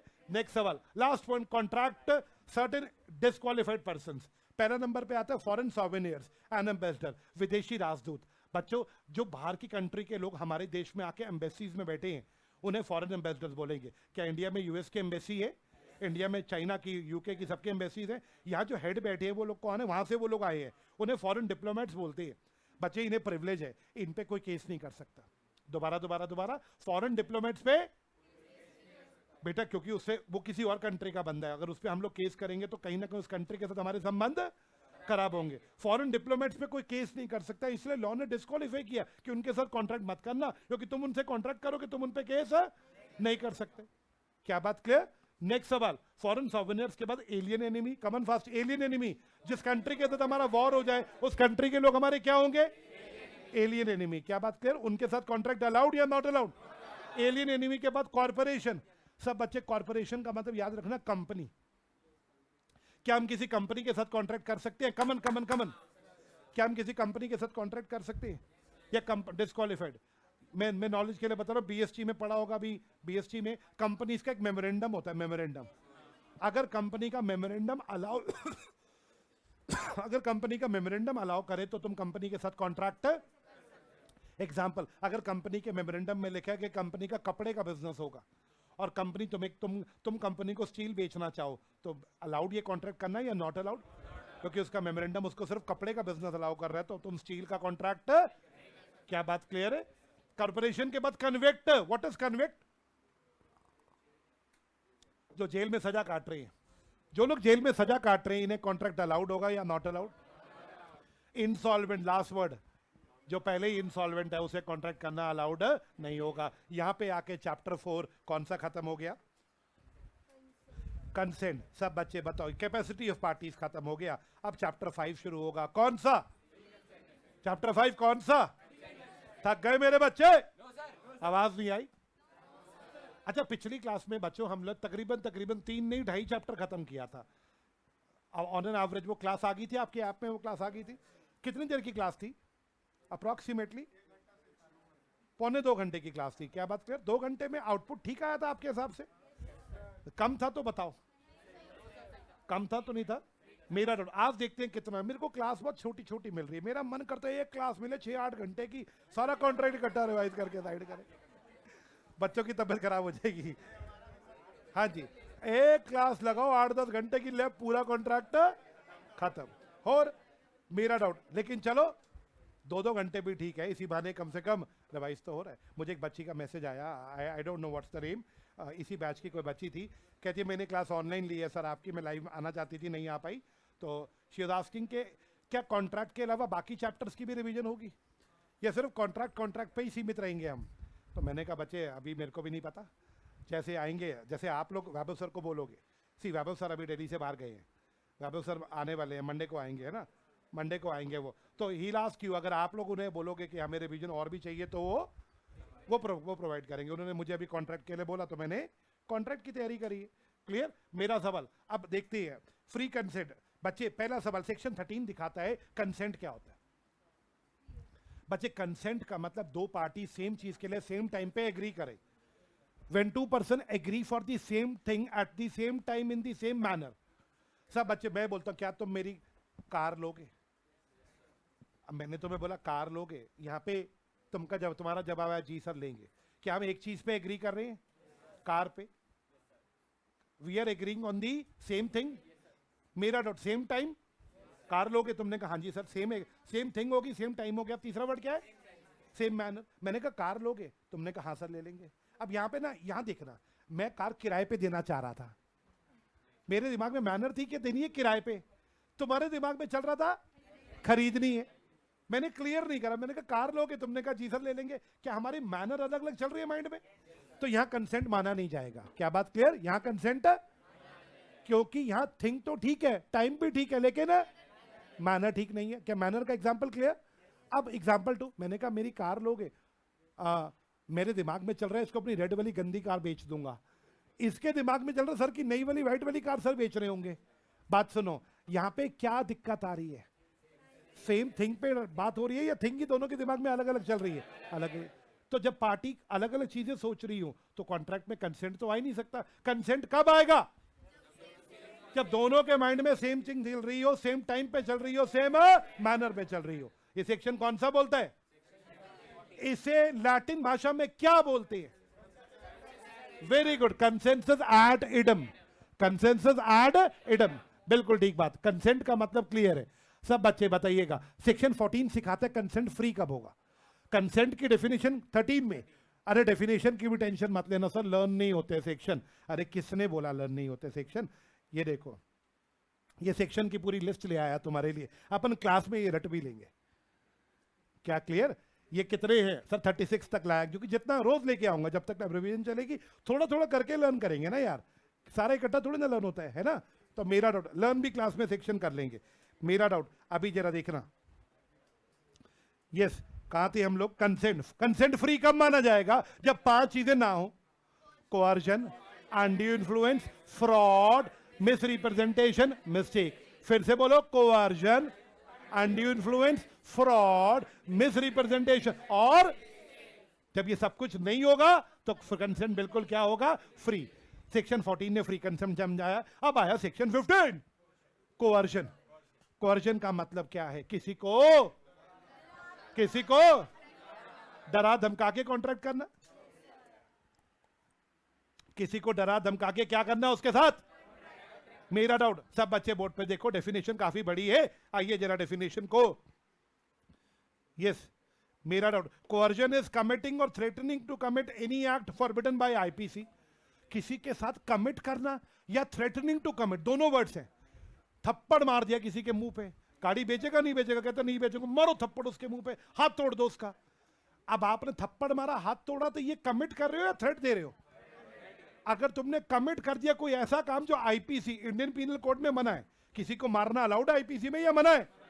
तुमने कमिट कर दिया, वो गाड़ी देगा? कहता नहीं, मारा हॉकी, हाथ तोड़ दिया, और आप देगा? कह रहा भाई ले जा। अब ये क्या कमिटिंग है या थ्रेटनिंग टू कमिट है? हॉकी मार दिया, थ्रेटनिंग टू कमिट है या कमिट हो गया? कमिट हो गया। दूसरा एग्जाम्पल, गाड़ी देगा अपनी? कहता नहीं दूंगा, हाथ तोड़ दूंगा तेरा।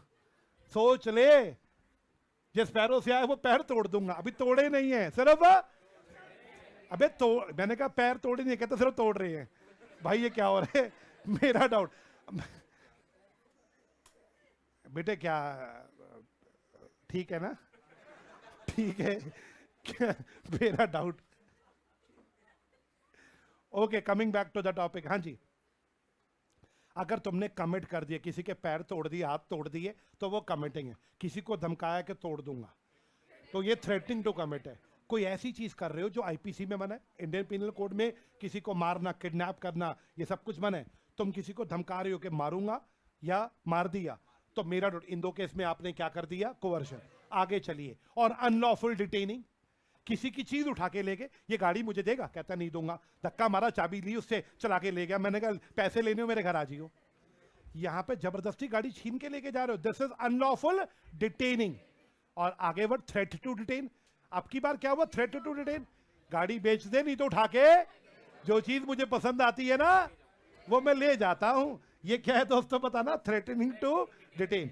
क्या चीज, any property to the prejudice of any person, किसी को परेशान करना है, प्रेजुडाइज मतलब तंग करना है, किसी को परेशान करना है, क्यों, ताकि वो आपके साथ क्या कर ले, कॉन्ट्रैक्ट कर ले, this is a coercion.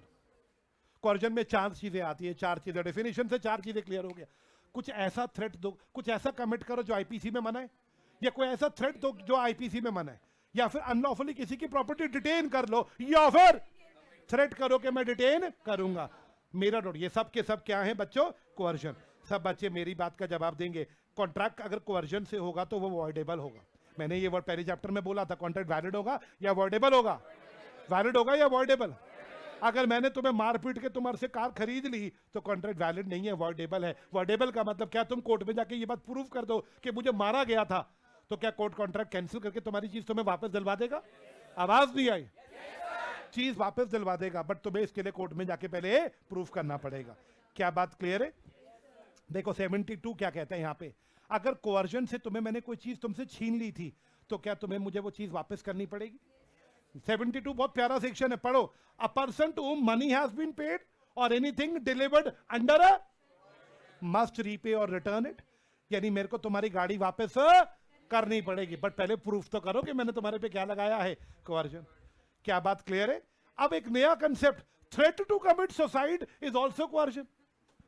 Threat to commit is also, अबे थ्रेट टू कमिट सुसाइड। ये बच्चा बोला मुझे अपनी कार दोगे, मैंने कहा मैं नहीं दूंगा, कहता दोबारा सोच लो, मैंने कहा नहीं। मिट्टी का तेल लिया अपने ऊपर डाले, कहता आग लगा रहा हूं अपने ऊपर। मैं कहा भाई क्यों? कहता मैं बोलूंगा, लिख के दिया मैंने, अश्मीत सिंह ने मुझे जलाया है, मैंने सुसाइड किया है क्योंकि ये मुझे अपनी गाड़ी नहीं दे रहा। मैं कहा भाई तू जल मत, तू ले ले यार, तू गाड़ी ले ले। This is threat to commit suicide. ये भी कोवर्जन माना, क्यों माना जाएगा? क्योंकि सुसाइड करना भी आईपीसी में पनिशेबल है। आईपीसी में सुसाइड करना भी, मतलब अगर तुमने पंखे से लटकाया अपने आप को और तुम मर गए तो गए, और अगर तुम बच गए तो तुम्हें पनिशमेंट मिलेगी कि तुमने ये गलत काम क्यों किया। क्या बात क्लियर? तो मेरा डाउट, कोवर्जन क्लियर है क्या? मैं ये उम्मीद करूं, आवाज नहीं आई। कोवर्जन के बाद अगला वर्ड क्या आया दोस्तों, जल्दी से बोर्ड पे देखो, अनड्यू इन्फ्लुएंस। अनड्यू इन्फ्लुएंस के लिए सिर्फ 3 पॉइंट सुनना। मेरा पहला पॉइंट, दो पार्टीज ऐसे रिश्ते में है, दो पार्टीज है, रिश्ता ऐसा है जहां एक पार्टी दूसरी पार्टी को डोमिनेट कर सकती है, जहां पे एक पार्टी दूसरी पार्टी को डोमिनेट करती है। मेरा नोट, जहां पे एक पार्टी दूसरी पार्टी को डोमिनेट करती है। क्या B point clear? C point, point number C, और डोमिनेट करके अनफेयर एडवांटेज लेती है।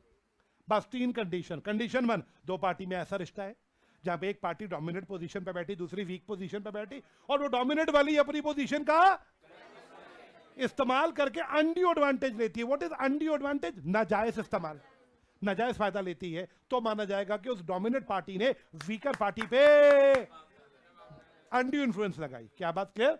सर ऐसे कौन कौन से रिश्ते हैं जहां माना जाता है डोमिनेट पोजीशन है? मेरा पहला case, real and apparent authority. बच्चे बताओ, क्या मालिक और नौकर में हो सकता है? मालिक डोमिनेंट पे है, नौकर वीकर पे है। बच्चे डॉक्टर पेशेंट में हो सकता है? एक कार्डियोलॉजिस्ट आपके हार्ट का इलाज कर रहा था, आप लेटे हुए हो, मेरा उसने आपकी घड़ी देख ली, कहता ये घड़ी दोगे? देख लो, नहीं वो मार नहीं रहा, कह रहा अपने डॉक्टर को मना करोगे। अब दिल हमारा खुला पड़ा है पूरे का पूरा। मैं कहा भाई तू ले लियो। नहीं देखो देखो देखो, यहाँ पे एग्जाम्पल गलत हो जाएगा। अगर आप ये सोच रहे सर वो दिल बंद ही नहीं करेगा, मर जाएंगे, फिर तो ये आईपीसी हो गया ना, ये तो मर्डर हो गया ना। ना ना मर्डर नहीं है। अब आप ऐसे सोचो ना, कोई टीचर है स्कूल में तुम्हारी, और वो तुम्हें ऐसे कह रही है, अपने टीचर को मना करोगे बेटे, आपकी ये गाड़ी मुझे पसंद है, मुझे दोगे नहीं क्या आप ये गाड़ी? तो बंदा कहेगा टीचर से क्या पंगा लेना यार, ले ले। तो मेरा मास्टर सर्वेंट, डॉक्टर पेशेंट। क्या बात क्लियर? ऐसे ही और देखो, और कुछ फिडुशियरी, विश्वास। विश्वास के एग्जाम्पल देखना, बाप बेटा, बाप बेटा, बेटा अपने बाप को, पापा मेरे को मना करोगे, या बेटा बाप को बोला बेटा तुम मेरे को मना करेगा? क्या बात क्लियर? या फिर नेक्स्ट सवाल, हस्बैंड वाइफ को हस्बैंड को, कोई भी एक बंदा दूसरे बंदे पे क्या लगा रहा है बताओ? अंडर इन्फ्लुएंस लगा रहा है, मतलब अनड्यू एडवांटेज लेना चाह रहा है। कोई एक एग्जांपल दे दो, हस्बैंड वाइफ का बात खत्म। मेरा डाउट, मान लो मेरी वाइफ डीडीए में बड़ी पोजीशन पे बैठी है, मैं को फ्लावर बनाना चाहता हूं, बट मेरे उसके लिए मेरे को वाइफ का क्या चाहिए? अप्रूवल। मेरे से अच्छी प्रोजेक्ट रिपोर्ट और लोगों ने दी है, तो वाइफ मेरे को तो देगी नहीं टेंडर, किसी और को देगी जो अच्छा प्रोजेक्ट रिपोर्ट देगा। मैंने वाइफ को बोला तो अपने पति को मना करेगी, तो अपने पति को ये प्रोजेक्ट टेंडर नहीं देगी। अब वाइफ बताओ भाई साहब, वाइफ कह रही है ये प्रोजेक्ट गलत है, ये प्रोजेक्ट गलत। मैंने कहा वो तो मुझे पता ही है, मैं पैसे खाना चाह रहा हूँ, गलत प्रोजेक्ट है, बट तू अपने पति को मना करेगी? साइन करना प्रोजेक्ट रिपोर्ट पे, ऑफिसर है वो बेचारी मना। मैंने कहा देख ले। अब आप बताओ उससे साइन करा के क्या मैंने एडवांटेज ले लिया? This will become an example of undue influence. बोलो बच्चे, क्या बात क्लियर है? अच्छा, एग्जांपल 2, एक और एग्जांपल है मेरे पास, बताना अनड्यू इन्फ्लुएंस है या नहीं है। एक बच्चे ने घड़ी पहन रखी है, ठीक है, घड़ी ब्रांडेड घड़ी है, टीचर को पसंद आ गई। टीचर ने बोला बेटा घड़ी बहुत प्यारी है। कहता सर मेरे चाचू लाए हैं। बेटा कहाँ से? सर यूके से लाए। बेटा मेरे लिए भी एक मंगवा देगा? तो बोला नहीं सर चाचू दोबारा तो अब यूके जाएंगे नहीं। बेटा कितने की घड़ी है? सर चाचू कह रहे थे 5 लाख की है। बेटा मैं तेरे को 5.5 लाख दे देता हूँ, ये घड़ी मेरे को दे दे। बच्चा कहता सर मैं नहीं बेचूंगा। देख ले बेटा मैं तो तेरे को मार्केट प्राइस से ज्यादा दे रहा हूँ, मेरे को बहुत पसंद है ये घड़ी, मेरे को दे दे। बच्चा कहता है यार टीचर दिमाग खा रहा है रोज रोज, चल यार दे देते हैं। टीचर से क्या बिगाड़ नहीं, दे देती है। क्या टीचर ने अनड्यू इन्फ्लुएंस लगाया? आवाज नहीं आई। अनड्यू इन्फ्लुएंस का तीसरा वर्ड है अनड्यू एडवांटेज। टीचर तो तुम्हें फालतू पैसे देके जा रहा है, तो ये अनड्यू इन्फ्लुएंस कैसे हुआ? अनड्यू इन्फ्लुएंस तब होता जब टीचर ने फायदा लिया होता, फायदा, नाजायज फायदा लिया होता। 5 लाख की घड़ी के 2 लाख दे रहा होता, तो क्या मैं बोल सकता हूं तो टीचर फालतू का एडवांटेज लेना चाह रहे? तो ये अनड्यू इन्फ्लुएंस है। क्या बात क्लियर? अगर मेरी प्रोजेक्ट रिपोर्ट बिल्कुल सही है, कोई गलती नहीं है, मैं बीवी का फायदा, कोई फालतू एडवांटेज नहीं ले रहा, मुझे प्रैक्टिकली प्रूव करना पड़ेगा कि मैंने क्या अनड्यू एडवांटेज लिया। क्या बात क्लियर? तो आपको अनड्यू एडवांटेज क्लियर है। अच्छा मुझे ये बताओ प्रूफ किसको करना पड़ेगा कि अनड्यू एडवांटेज लगी है? कौन प्रूफ करेगा अनड्यू एडवांटेज? आवाज नहीं आई। क्या डोमिनेंट पार्टी को प्रूफ करना है या वीकर पार्टी को? वैसे तो वीकर पार्टी को प्रूफ करना होता है कि मेरे पे क्या लगी है दोस्तों, बोलो। वैसे तो वीकर पार्टी को प्रूफ करना है, लेकिन मेरा डाउट, लॉ मेकर ने यहां पे कंसेप्ट बोला। अच्छा ये बताओ अनड्यू इन्फ्लुएंस वाले कॉन्ट्रैक्ट वैलिड होंगे या वॉइड होंगे? वॉइडेबल होंगे, वॉइडेबल होंगे। क्या बात क्लियर? मेरा सवाल, सब बच्चे देखना, एक और एग्जांपल लेते हैं। अनकॉन्शनेबल नहीं, मेंटल डिस्ट्रेस, ये 2 एग्जांपल हो गए। तीसरा, मेंटल डिस्ट्रेस का मतलब कोई बंदा बीमार है, बुढ़ा है, बिस्तरे पे लेटा हुआ है, उसकी डॉक्टर उसको, क्या उसकी नर्स या उसका जो वार्ड बॉय है, अटेंडेंट है, क्या अनड्यू एडवांटेज ले सकते हैं? आवाज नहीं आई। क्या जो लोग बीमार हैं, देखो मेंटल डिस्ट्रेस में मैंने बोला जो लोग मेंटली या बॉडीली डिस्ट्रेस है, इल है, और क्या इनकी जो केयर कर रहा है, क्या वो केयर करने वाला बंदा एडवांटेज ले सकता है? क्या बात क्लियर है? नेक्स्ट सवाल, अनकॉन्शनेबल बार्गेन, ये क्या कंसेप्ट है बच्चों? बेटा money lending agreements, money lending agreements, सब बच्चे बोर्ड पे देख के बताओ। अगर मनी लेंडिंग के लिए कोई मनी लेंडर बोरोवर से बहुत high rate of interest charge कर रहा है, तो क्या लॉ मानेगा कि high rate of interest charge करने का मतलब क्या लगाई गई है? बताओ, अनड्यू इन्फ्लुएंस। क्या बात कर? अगर bank normal rate of interest पे तुम्हें लोन दे रहा है तो वो अनड्यू इन्फ्लुएंस नहीं होगा, क्योंकि वो अनड्यू एडवांटेज है। लेकिन अगर कोई मनी लेंडर बहुत high rate of interest charge कर रहा है तुमसे, तो वो क्या माना जाएगा? Undue influence. क्या बात क्लियर है? सब बच्चे 90, ये देखिएगा। अब मेरा डाउट, कॉन्ट्रैक्ट, मैंने इसके इफेक्ट्स देखो अनड्यू इन्फ्लुएंस के। पहला, कॉन्ट्रैक्ट इज वैलिड या वॉइडेबल? क्या बात क्लियर? मेरा वॉइडेबल का मतलब क्या कोर्ट कॉन्ट्रैक्ट को सेट असाइड कर देगा? सेट असाइड का मतलब खत्म कर देगा। मैंने तुम्हारे से अनड्यू इन्फ्लुएंस करके गाड़ी ली थी, क्या कोर्ट सेट असाइड मतलब तुम्हारी गाड़ी तुम्हें वापस दिलवाएगा, मेरा पैसा मुझे? ये होगा setting aside. Absolutely set aside कर दिया पूरे का पूरा। क्या बात क्लियर? मेरा डाउट, आगे पढ़िए। If the party who was entitled to avoid it has received any thereunder, अगर मान लो, देखो बच्चे मैंने तुम्हें अनड्यू इन्फ्लुएंस करके तुम्हारे से गाड़ी खरीद ली थी 2 लाख में, सेटिंग असाइड का मतलब क्या होगा? मैं तुम्हारी गाड़ी वापस करूंगा और तुम मेरे पैसे, कोर्ट इस पे कुछ कंडीशंस लगा सकते हैं। ये setting aside of undue influence वाले कॉन्ट्रैक्ट थे। सब बच्चे जल्दी से आ जाओ, अगला वर्ड क्या आया बच्चों बताना? फ्रॉड। सेक्शन कौन सा? फ्रॉड करने के लॉ ने 5 तरीके बताए। मेरा पहला तरीका, suggestion as a fact of that which is not true. कोई ऐसी बात जो ट्रू नहीं है और तुम सजेस्ट कर रहे हो, तुम सजेस्ट कर रहे हो कोई ऐसी बात जो तुम्हें पता है ट्रू नहीं है, तुम फिर भी सजेस्ट करो। एक गाड़ी खराब है, मुझे पता है खराब है, फिर भी मैं तुम्हें कह रहा हूं ले लो, बहुत अच्छी गाड़ी। क्या कोई बात जो ट्रू नहीं है, मुझे पता है वो ट्रू नहीं है और वो मैं तुम्हें सजेस्ट कर रहा हूं। क्या first point clear? Second, active concealment of a fact. Active one having knowledge. मैं तुम्हें गाड़ी बेच रहा हूं, गाड़ी को जंग लगा हुआ है, गाड़ी को जंग लगा हुआ है, मैंने रैप कर दिया गाड़ी पे ताकि वो जंग दिखे ही ना। मैं कुछ बोला नहीं, तुमने कहा गाड़ी कैसी है, मैंने कहा देख लो। मैंने झूठ नहीं बोला, लेकिन क्या मैंने रैप लगा के कोई डिफेक्ट छुपाया है? क्या अगर आपने कोई चीज छुपाई है, कोई डिफेक्ट छुपाया, तो भी ये माना जाएगा आपने क्या किया है? फ्रॉड। फर्स्ट और सेकंड पॉइंट में फर्क, फर्स्ट पॉइंट में मैं झूठ बोल रहा हूं, सेकंड पॉइंट में मैं झूठ नहीं बोल रहा, कोई गलत चीज को छुपा रहा हूं। क्या बात क्लियर? मेरा डाउट सब बच्चे देखना। Third point, promise made without intention of performing it. सब बच्चे मुझे 1-1 लाख रुपए दो, मैं तुम्हें सीए फाउंडेशन पास करवाता हूं, मेरी सेटिंग आईसीए में, मेरा मैं तुम्हें क्या करवा दूंगा दोस्तों, बोलो, पास करवा दूंगा। क्या ऐसा कर सकता हूं मैं? नहीं कर सकता। प्रॉमिस मेड, तुमने भी 1-1 लाख दे दिया, मेरी ऐसी कोई इंटेंशन नहीं है परफॉर्म करने की, तो मेरा डाउट, मैंने तुम्हारे साथ क्या कर दिया? फ्रॉड। क्या 3 पॉइंट क्लियर? मेरा डाउट। चौथा पॉइंट क्या है? Any other act fitted to deceive. Law कहता है 3 के अलावा चौथा कोई और चीज जो फ्रॉड नेचर की हो। ए बी सी के बाद चौथा क्या बोला दोस्तों?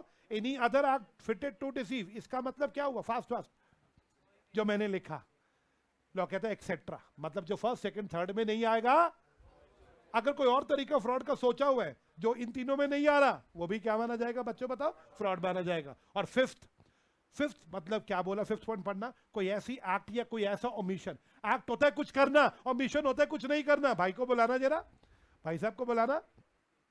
Hello hello hello hello. अरे वो जो पानी पीने गए थे पिछली क्लास में, वो आए हैं?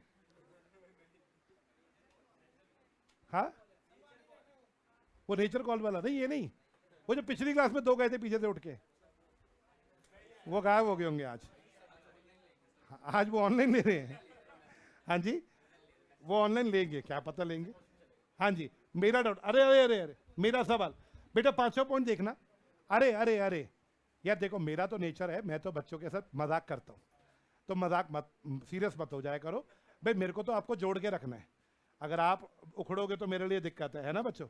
Let's come back. ओके, मेरा डाउट, एनी सच एक्ट और omission as the law specially declare to be fraudulent.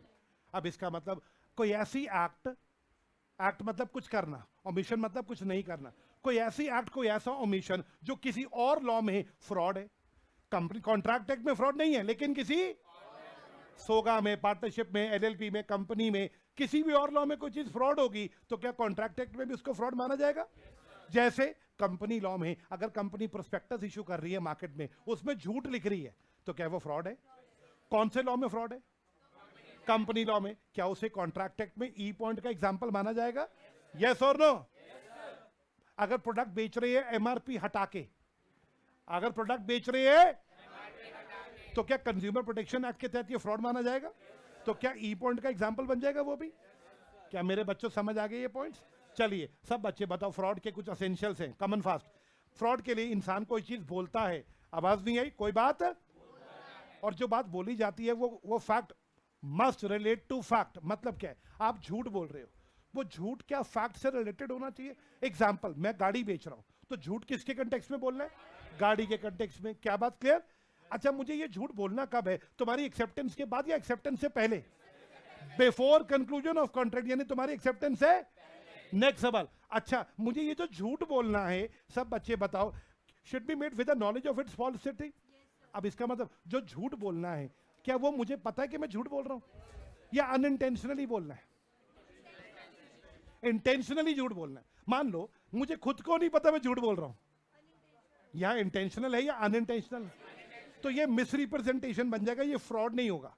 Fraud तो तब होगा जब झूठ बोलने वाले को पता है कि मैं झूठ बोल रहा हूं। क्या बात क्लियर?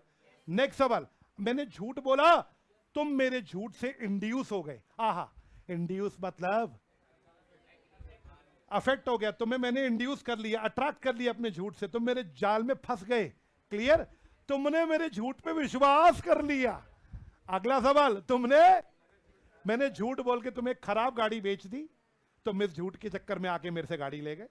जब तुम गाड़ी लेके गए रास्ते में वो खराब होगी, चली नहीं, मैकेनिक बोला ये तो बेकार गाड़ी चलेगी ही नहीं, तुम्हारे को बहुत तगड़ा क्या हो गया दोस्तों बताओ, लॉस। तो मेरा डाउट, मैंने कुछ बोला, जो बोला गाड़ी से रिलेटेड बोला, सी पॉइंट। एक्सेप्टेंस के बाद बोला या एक्सेप्टेंस से पहले बोला? मेरा पॉइंट नंबर 4, मेरा जो रिप्रेजेंटेशन है इंटेंशनली झूठ बोल रहा हूं या अनजाने में? और सवाल, क्या तुम्हें इंड्यूस कर लिया? तुम उस रिप्रेजेंटेशन के चक्कर में फंस गए और तुम्हें क्या हो गया? लॉस हो गया। तो मैंने तुम्हारे साथ क्या कर दिया? मैंने तुम्हारे साथ, कभी हुआ है रियल लाइफ में फ्रॉड है? कभी रियल लाइफ में फ्रॉड हुआ है तुम्हारे साथ? हाँ जी, कई बार हो जाता है, कई बार हो जाता है। कभी लाल किले गए हो? लाल किले, कभी लाल किले जाओ, देखना वहां तुम्हारे पास आके कोई बंदा ऐसे खड़ा हो जाएगा, पेन ड्राइव लोगे, पेन ड्राइव लोगे, पेन ड्राइव, ये हार्ड डिस्क लोगे, हार्ड डिस्क, पेन ड्राइव लोगे, पेन ड्राइव, ईयरबड्स लोगे, ईयरबड्स, वो ऐसे ऐसी ऑफर दे देगा तुम्हें। मेरा डाउट कि तुम इंटरेक्ट हो जाओगे। अब मेरा डाउट, मेरे को हार्ड डिस्क एक बंदे ने चिपका दी, कहता है 1 TB हार्ड डिस्क, SSD नहीं, SSD नहीं थी, दूसरी वाली hard disk, normal hard disk. अब नॉर्मल WD की हार्ड डिस्क आती है 3500 4000 रुपए की। कहता हार्ड डिस्क लोगे, हार्ड डिस्क, कान के पास आके हार्ड डिस्क लोगे, हार्ड डिस्क। मैं कौन सी कंपनी की? कहता WD की। मैं कहा डब्बा पैक है बिल्कुल ऐसे ना, उसके हाथ में झोला था, उसमें से निकल, देख लो। मैंने कहा कितने की? अब वो मार्केट में 3500 की है। कहता है 1000 की आपके लिए, मेरे लिए एक। मैंने कहा 1000 ज़्यादा है, कम कर। कहता चलो 500 दे देना। मैं कहा 500 ज़्यादा है। कहता चलो यार 200 रुपये तो पकड़ो। अब मैं इतना कुछ 4000 वाली चीज़ कितने में ले आया? तो मेरा डाउट, उसने मुझे रिप्रेजेंट किया, क्या मैं इंड्यूस हो गया? आवाज नहीं आई? और क्या मुझे लॉस हुआ? जब लाके चलाई तो ब्लैंक थी, कुछ चला ही नहीं उसके अंदर। तो मेरा डाउट, क्या ये फ्रॉड हुआ है मेरे साथ? मेरा डाउट। अब बताइएगा, आपके साथ नहीं हुआ कभी ऐसे कोई फ्रॉड? चलो लेट्स कम बैक। अभी आप बाजार में घूमे नहीं हुए है ना? मेरा सवाल, अच्छा चलो टॉपिक बंद, टॉपिक से बाहर नहीं जाएंगे। पहला सवाल, क्या चुप रहना फ्रॉड है? A silence fraud? Mayor silence, चुप रहना फ्रॉड है या फ्रॉड नहीं है? आवाज नहीं आई? पक्का? पता लगा इंटरवल उठ के यहां आगे के फाउंडेशन में ऐसा क्या कर दिया जो उछल रहे हैं वो। तो मेरा डाउट है। ओके, तो चुप रहना कमन फास्ट फ्रॉड नहीं है। यार बच्चों, तुम्हें नहीं लगता ऐसे चिल्ला के मजा जा रहा आता है पढ़ने में? यार चुपचाप पढ़ाते रहेंगे ना एक ही टोन में। आप पढ़ोगे, आपने शायद पढ़ा होगा इंग्लिश में कंसेप्ट होता है टोन मॉड्यूलेशन। हमें अपनी टोन को ऊपर नीचे, उससे ना लिसनर्स जो होते हैं ना, लिसनर्स का ध्यान लगा रहता है बोर्ड।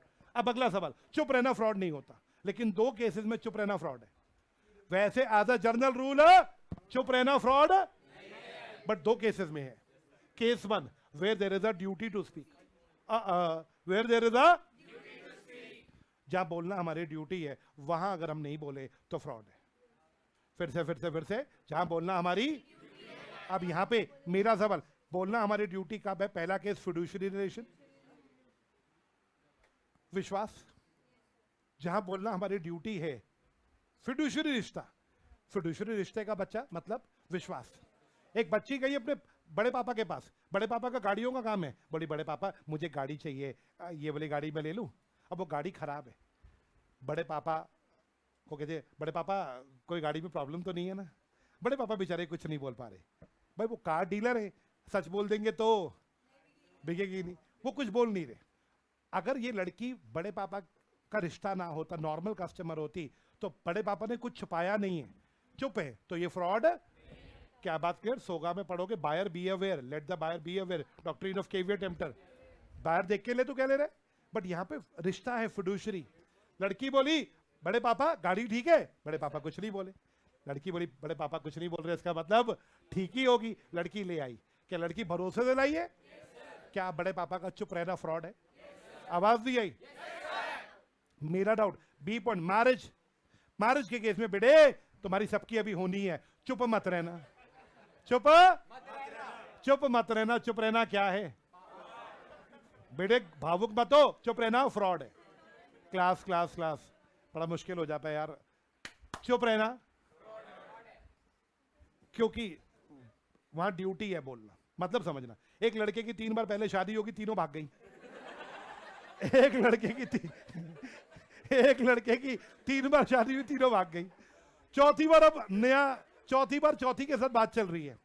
लड़की पूछ रही है और आपको क्या क्या पसंद है, जो जो पूछ रही लड़का बता रहा। चौथी वाली, चौथी लड़की ने ये नहीं पूछा पहले कभी शादी हुई है, तो लड़का कह रहा है जब पूछ नहीं रही तो मैं भी क्यों बताऊं। मेरा डाउट समझ आया? अब आप बताओ, क्या लड़का नहीं बता रहा क्योंकि लड़की पूछ नहीं रही, चौथी वाली पूछ नहीं रही, क्या लड़का फ्रॉड कर रहा है लड़की के साथ? तो मैरिज के केस में वो पूछे या ना पूछे, जो बातें हैं आपको बतानी पड़ेगी। बेटा आप भी बता देना अपनी सारी बातें। हाँ, मेरा डाउट, क्या बात क्लियर है? मैरिज, एक और एग्जांपल ले लेते हैं। Contract of insurance, contract of insurance, सब बच्चे बोर्ड पे देखो, कॉन्ट्रैक्ट ऑफ। अब ये क्या इंश्योरेंस का कॉन्ट्रैक्ट? जल्दी से, क्या इंश्योरेंस के कॉन्ट्रैक्ट में हमारी जिम्मेवारी है हमें इंश्योरेंस कंपनी से सारी बातें पहले बता देनी चाहिए?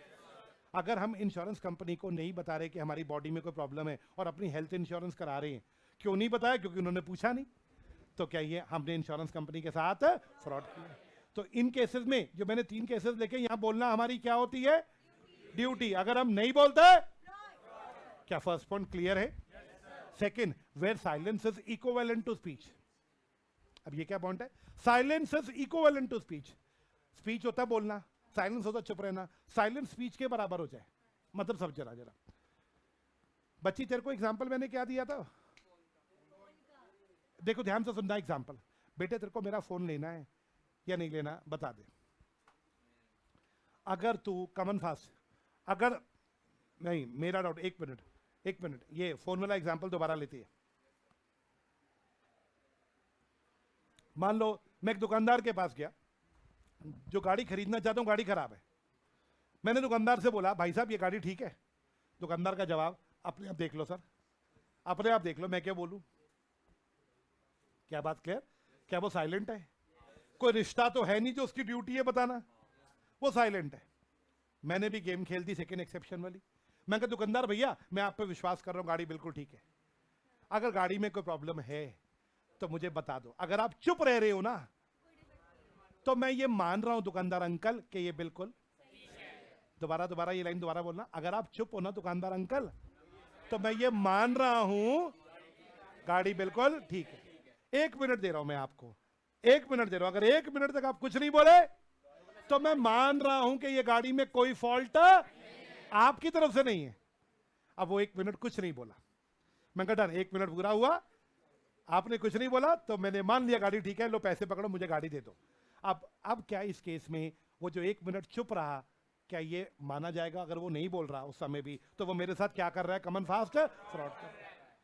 तो कई बार हम सामने वाले पे ऐसा डाल देते हैं कि अगर तूने जवाब नहीं दिया तो हम मान लेंगे चीज बिल्कुल उसको ये बात बोल दी, वो तब भी जवाब नहीं दे रहा, तो वो हमारे साथ क्या कर रहा है?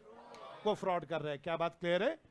आवाज नहीं आई, वो हमारे साथ फ्रॉड कर रहा है। अच्छा मुझे ये बताओ, अगर आपके साथ कोई फ्रॉड करेगा, आपको कोर्ट में कॉन्ट्रैक्ट वैलिड होगा या वॉइडेबल होगा? कोअर्जन में वॉइडेबल, अंडर इन्फ्लुएंस में वॉइडेबल, फ्रॉड में क्या आप कोर्ट से कॉन्ट्रैक्ट रिसेंड करवा सकते हो? रिसेंड माने कैंसिल करवा सकते हो। क्या आप डैमेजेस मांग सकते हो? What is damages? Come on fast, आपका जो लॉस हुआ आप वो लॉस की भरपाई।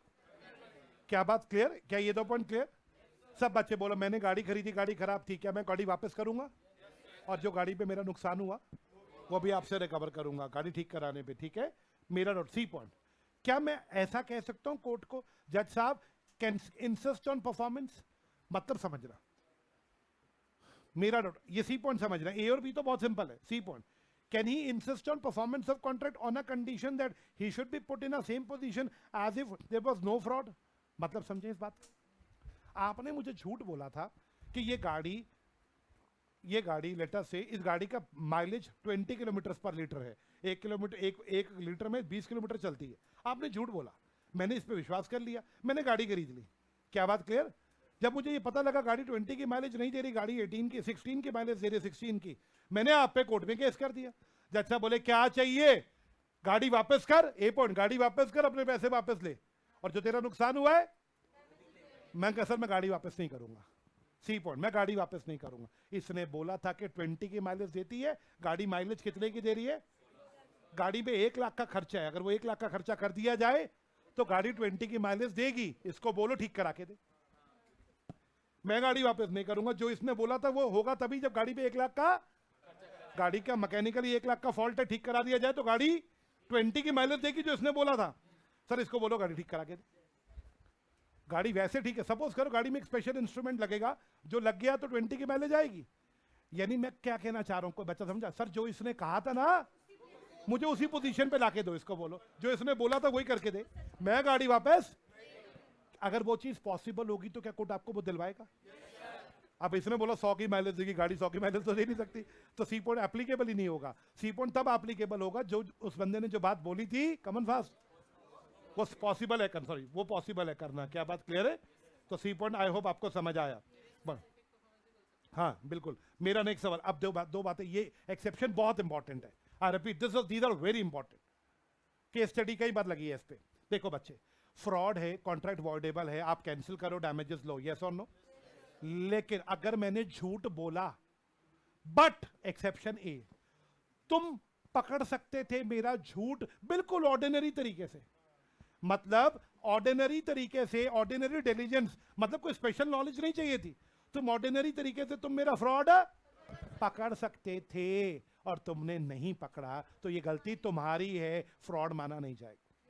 बेस्ट एग्जांपल, तुम ग्रेप्स लेने के दुकान पे, अंगूर दियो भाई, कैसे दिए? कह रहा 100 रुपए किलो, मीठे है। अब वो झूठ बोल गया, भाई साहब बहुत मीठे, झूठ बोल रहा है वो।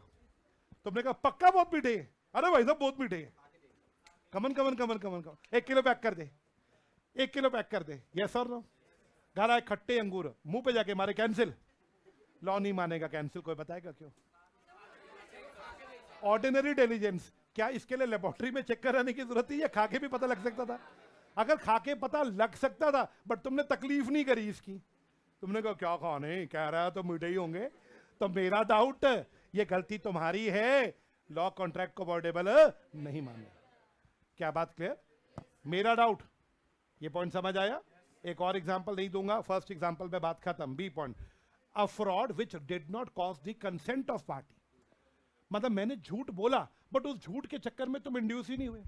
मैंने तुम्हें बोला ये गाड़ी ले लो, इसकी माइलेज 20 की है, तुमने कहा आप जितनी मर्जी, अब तुमने मेरे को बोला नहीं, तुम अपने मन में सोच रहे हो यार माइलेज से मेरा कोई मतलब नहीं है, माइलेज जितनी मर्जी दे, अपने मन में सोच रहे हो। मैं माइलेज के चक्कर में गाड़ी नहीं ले रहा, मुझे गाड़ी की लुक्स बहुत अच्छी लगी इसलिए मैं ले रहा हूं।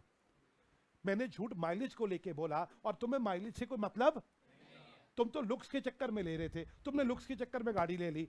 कल को तुम बोलो जनाब इन्होंने बोला था झूठ माइलेज का, ये तो माइलेज इतनी दे ही नहीं रही।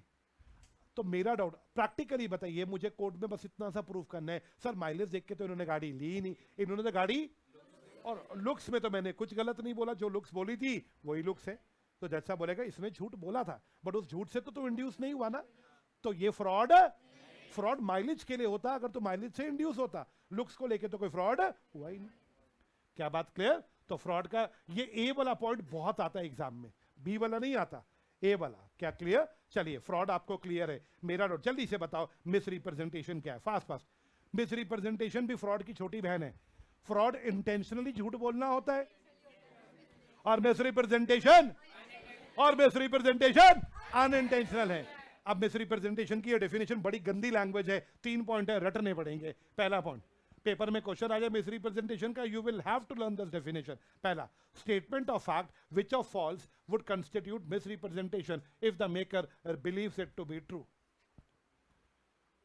आप कुछ फॉल्स बोल रहे हो, फॉल्स मतलब बेटा झूठ बोल रहे हो, लेकिन जो झूठ बोल रहा है उसको नहीं पता ये झूठ है, वो बेचारा सच सोच के बोल रहा है।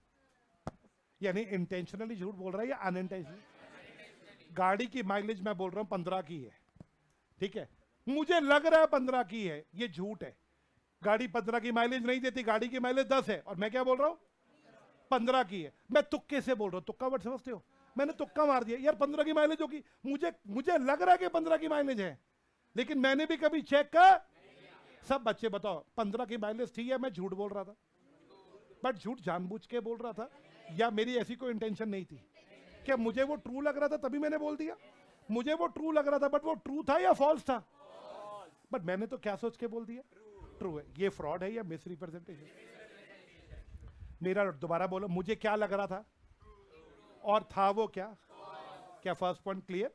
सेकंड, अगर आपने अपनी ड्यूटी का ब्रीच किया, अगर आपने अपनी ड्यूटी का क्या किया, आपकी इंटेंशन डिसीव करने की नहीं है, डिसीव होता चीट करना, आपकी इंटेंशन डिसीव करने की, बट आपने अपनी ड्यूटी का क्या किया, कमन कमन कमन, आपने अपनी ड्यूटी का ब्रीच किया। ब्रीच का मतलब होता तोड़ा, आपने अपनी ड्यूटी का ब्रीच किया। आपकी इंटेंशन चीटिंग करने की नहीं है, दोबारा बोल रहा हूं, आपकी इंटेंशन चीटिंग करने की नहीं है, लेकिन दोस्तों जल्दी बोलो फिर क्या हुआ, आपने ड्यूटी। एग्जाम्पल लेती है, एग्जाम्पल लेते हैं, मेरी एक दुकान है, मैं बेचना चाहता हूं, 2018 में तो मेरे पास है, सर ये दुकान खरीदनी है, कितना टर्नओवर है, मैंने कहा 3 करोड़ रुपए पर एनम, इस दुकान का टर्नओवर 3 करोड़ पर एनम, 2018 की बात है। तुमने कहा सर मैं ले लेता हूं, 19 में तुम फिर आगे, अभी ली नहीं तुमने, 19 में सर मैं लेने में इंटरेस्टेड हूं टर्नओवर, मैंने कहा यार तेरे को जितना बोला था 3 करोड़ उतना ही टर्नओवर है, पिछले 10 साल से उतना ही है, क्या क्लियर मेरा। अब 20 में क्या हुआ, कोरोना आ गया, क्या बात क्लियर, कोरोना खत्म हुआ 21 में जाके, 21 में टर्नओवर सडनली गिर गया, आपको पता ही है कोरोना के बाद टर्नओवर सडनली गिर के 2-3 करोड़ का टर्नओवर 1 करोड़ रह गया। अब हमारी डील हुई पड़ी थी, मेरा आपने पूछा नहीं कि क्या टर्नओवर गिर गया, और मैंने भी नहीं बताया, क्योंकि मैंने क्या सोचा, सब बच्चे बताओ, वो टर्म्स जो पुराने वाले टर्नओवर थे वो तो सबको पता है कि कोरोना से पहले के थे, अब कोरोना के बाद तो कमन फास्ट टर्नओवर गिरे ही होंगे। मैंने नहीं बताया, क्या मेरी इंटेंशन चीट करने की थी, मैंने कहा यार क्या बताना, वो तो कॉमन सेंस है कि टर्नओवर। अब 21 में मैंने आपको अपना बिजनेस बेच दिया, लेकिन उस समय टर्नओवर सिर्फ 1 करोड़ का था, तुम्हारे दिमाग में चल रहा था 3 करोड़, लेकिन एक्चुअल टर्नओवर सिर्फ। लॉ कहता है ये डिसीव नहीं है, ये चीटिंग नहीं है, बट अश्मीत की इंटेंशन, अश्मीत ने अपनी ड्यूटीज का ब्रीच किया, मेरे को डांट पड़ गई सेलर को, अश्मीत ने अपनी ड्यूटी का क्या किया, ब्रीच होता तोड़ना। अश्मीत की ड्यूटी थी कि टर्नओवर में अगर कोई चेंज आया है तो उसको ये बताना चाहिए था, अगर नहीं बताया, उसकी इंटेंशन गलत नहीं थी, तो ये फ्रॉड नहीं माना जाएगा, ये मिस रिप्रेजेंटेशन माना जाएगा। यानी कभी भी ध्यान रखना, अगर कॉन्ट्रैक्ट के टर्म्स में कुछ चेंज आ रहे हैं, आप नहीं सामने वाले को बता रहे, तो लॉ इसे फ्रॉड, क्योंकि आपकी इंटेंशन गलत नहीं है, तो लॉ इसे फ्रॉड नहीं मानेगा, बट क्या मान लेगा, मिस रिप्रेजेंटेशन। क्या बात क्लियर। तीसरा पॉइंट, व्हेन पार्टी कॉजेस, ध्यान से सुनना, when party causes even though innocently, बार बार वर्ड इनोसेंट आ रहा है, मैंने जानबूझ के नहीं किया, मैंने इनोसेंटली कुछ ऐसा कर दिया जिससे तुमने मिस्टेक कर दी, मैंने मिस्टेक नहीं करी, मैंने नहीं करी मिस्टेक, मैंने अनजाने में कुछ कर दिया, तुमने मिस्टेक कर दी। मैं एक हलवाई हूं, मैं एक हलवाई हूं, गलती से मैंने अपना लेटर से, नहीं नहीं नहीं, मेरा डर, मैं एक हलवाई हूं, मैंने लड्डुओं का टैग, जो लड्डुओं के आगे टैग लगा होता है जिसमें लगता है बूंदी लड्डू 300 रुपए किलो, है ना, वो गलती से मैंने वो टैग पढ़ा नहीं, मैंने, क्योंकि टैग के ऊपर जो लिखा होता है ना वो कस्टमर के फेस पे होता है, दुकानदार को तो दिखता नहीं है ना, मैंने गलती से लड्डू का टैग गुलाब जामुन पे लगा दिया और गुलाब जामुन का टैग लड्डू पे लगा दिया। क्या ऐसा जानबूझ के किया या अनजाने में हो गया। अब ये बच्चा आया, इसको मम्मी ने बोला लड्डू ले आ, इस बेचारे ने कभी जिंदगी में देखे नहीं लड्डू कैसे होते, इसने गुलाब जामुन पे देखा लिखा हुआ था लड्डू, इसने वो बोला भैया ये पैक कर दो 1 किलो, मैंने भी 1 किलो पैक कर दिए। अब आप बताओ मिस्टेक किसने करी, मिस्टेक सेलर ने करी या बायर ने करी, लेकिन गलती मैंने क्या इनोसेंटली ये कर दिया था, क्या मेरे से गलत हुआ कुछ, तो इसको क्या मानेंगे, मैंने इसको गुलाब जामुन बेच दिए लड्डू बोल के, ये फ्रॉड है या ये मिस रिप्रेजेंट, क्यों मिस रिप्रेजेंटेशन, ये फ्रॉड क्यों नहीं है, क्योंकि ये इंटेंशनल नहीं। क्या बात क्लियर। तीनों में एक ही स्मेल आ रही है, इंटेंशन नहीं है, इंटेंशन नहीं है। क्या बात क्लियर। क्या कॉन्ट्रैक्ट इस केस में वैलिड है या वॉइडेबल है। नेक्स्ट हेडिंग मिस्टेक पे आओ, लास्ट पॉइंट। मिस्टेक का मतलब दो पार्टीज किसी चीज को लेके गलत बिलीव बना के बैठ गई। क्या बना के बैठ गई, कोई चीज पे आप गलत बिलीव बना के बैठ गए, आप गलती कर रहे हो। बच्चे बताओ मिस्टेक दो प्रकार की है, mistake of law and mistake of facts. मेरा डाउट पहले कौन सी आई, mistake of law. Mistake of law मतलब आपने या तो इंडियन लॉ की गलती कर दी या तो फॉरेन लॉ की गलती कर दी। सब बच्चे बताओ पहले इंडियन लॉ। मेरा आप मुझसे प्रोडक्ट खरीदने आए, आपको नहीं पता था इस पे जीएसटी लगेगा। आपने कहा कितने का, मैंने कहा 8000। मैंने नहीं बोला प्लस जीएसटी, मैंने कहा 8000 का है कॉमन फास्ट। आपको नहीं पता था कि इस पे क्या लगेगा, जीएसटी। आपने कहा जी ये मेरे साथ चीटिंग हुई। बेटा चीटिंग नहीं हुई, आपको इंडियन लॉ नहीं पता तो इसमें मेरी क्या गलती। प्रैक्टिकली बताओ, कई बार आप कोई चीज खरीदते हो, आपको नहीं पता होता कि इस पे क्या लगेगी, जीएसटी। दुकानदार उस पर फिर क्या लगा देता है, ऐड कर देता है। बताओ, आप बेस्ट एग्जांपल ले लो, आप बर्गर ही लेते हो तो बर्गर पे वो 35 रुपए का बर्गर है, लेकिन जब आप बिल कटवाते हो तो 38 रुपए का कटता है या 29 रुपए का कटता है, उस पर 5% जीएसटी लग जाता है। दुकानदार बोलता है जीएसटी लगेगा या वो अज्यूम करते कि सबको पता होगा? अगर आपको नहीं पता तो ये गलती आपकी है। कॉन्ट्रैक्ट वॉइड होगा या वैलिड होगा? क्योंकि इंडियन लॉ सबको पता होना। आप बताओ कभी ऐसा हुआ है आपके साथ, आपकी जेब में 35 रुपए है या आपकी जेब में 50 रुपए है, आप बर्गर किंग गए, आपने बोला मेरे को वो क्रिस्पी वेज कितने का है, उसने बोला क्रिस्पी वेज बर्गर 50 रुपीज का है, आपने कहा 50 का नोट है जेब में, तो भाई एक दे दे। वो कह रहा सर 53 रुपीज ओनली। कह रहे 53 कैसे भाई, बात तो 50 की हुई थी ना। वो कह रहा सर वो विद जीएसटी 53 का पड़ेगा। तो वहां पे आप ये नहीं कह सकते कि कॉन्ट्रैक्ट गलत है, तूने चीटिंग करा मेरे साथ, आपको इंडियन लॉ नहीं पता तो ये आपकी प्रॉब्लम। क्या बात क्लियर? कॉन्ट्रैक्टर्स। अगला word mistake of foreign law. अब ध्यान से सुनो, हम जो प्रोडक्ट भेज रहे हैं, हम जो प्रोडक्ट बना रहे हैं, क्लियर? मान लो मैंने एक प्रोडक्ट बना के तुम्हें बेचा, यूएस से एक्सपोर्ट करना है क्लास। अब यूएस के स्टैंडर्ड के हिसाब से मैंने प्रोडक्ट नहीं बनाया क्योंकि मुझे यूएस के स्टैंडर्ड्स पता ही नहीं थे, तो मैंने यूएस के लॉ का क्या कर दिया? कमन फास्ट। आवाज नहीं आई? ब्रीच। क्या होगा इस केस में? लॉ कहता है मिस्टेक ऑफ फॉरेन लॉ को वैसे ही ट्रीट करना जैसे मिस्टेक ऑफ फैक्ट्स को ट्रीट करते। दोबारा दोबारा दोबारा, मिस्टेक ऑफ, दोबारा दोबारा दोबारा, मिस्टेक ऑफ फॉरेन लॉ को वैसे ही ट्रीट करना जैसे मिस्टेक ऑफ फैक्ट्स को ट्रीट करते हो। दोबारा, मिस्टेक ऑफ इंडियन लॉ के केस में कॉन्ट्रैक्ट वॉइड होगा या वैलिड होगा? मिस्टेक ऑफ फॉरेन लॉ को कैसे ट्रीट करना है?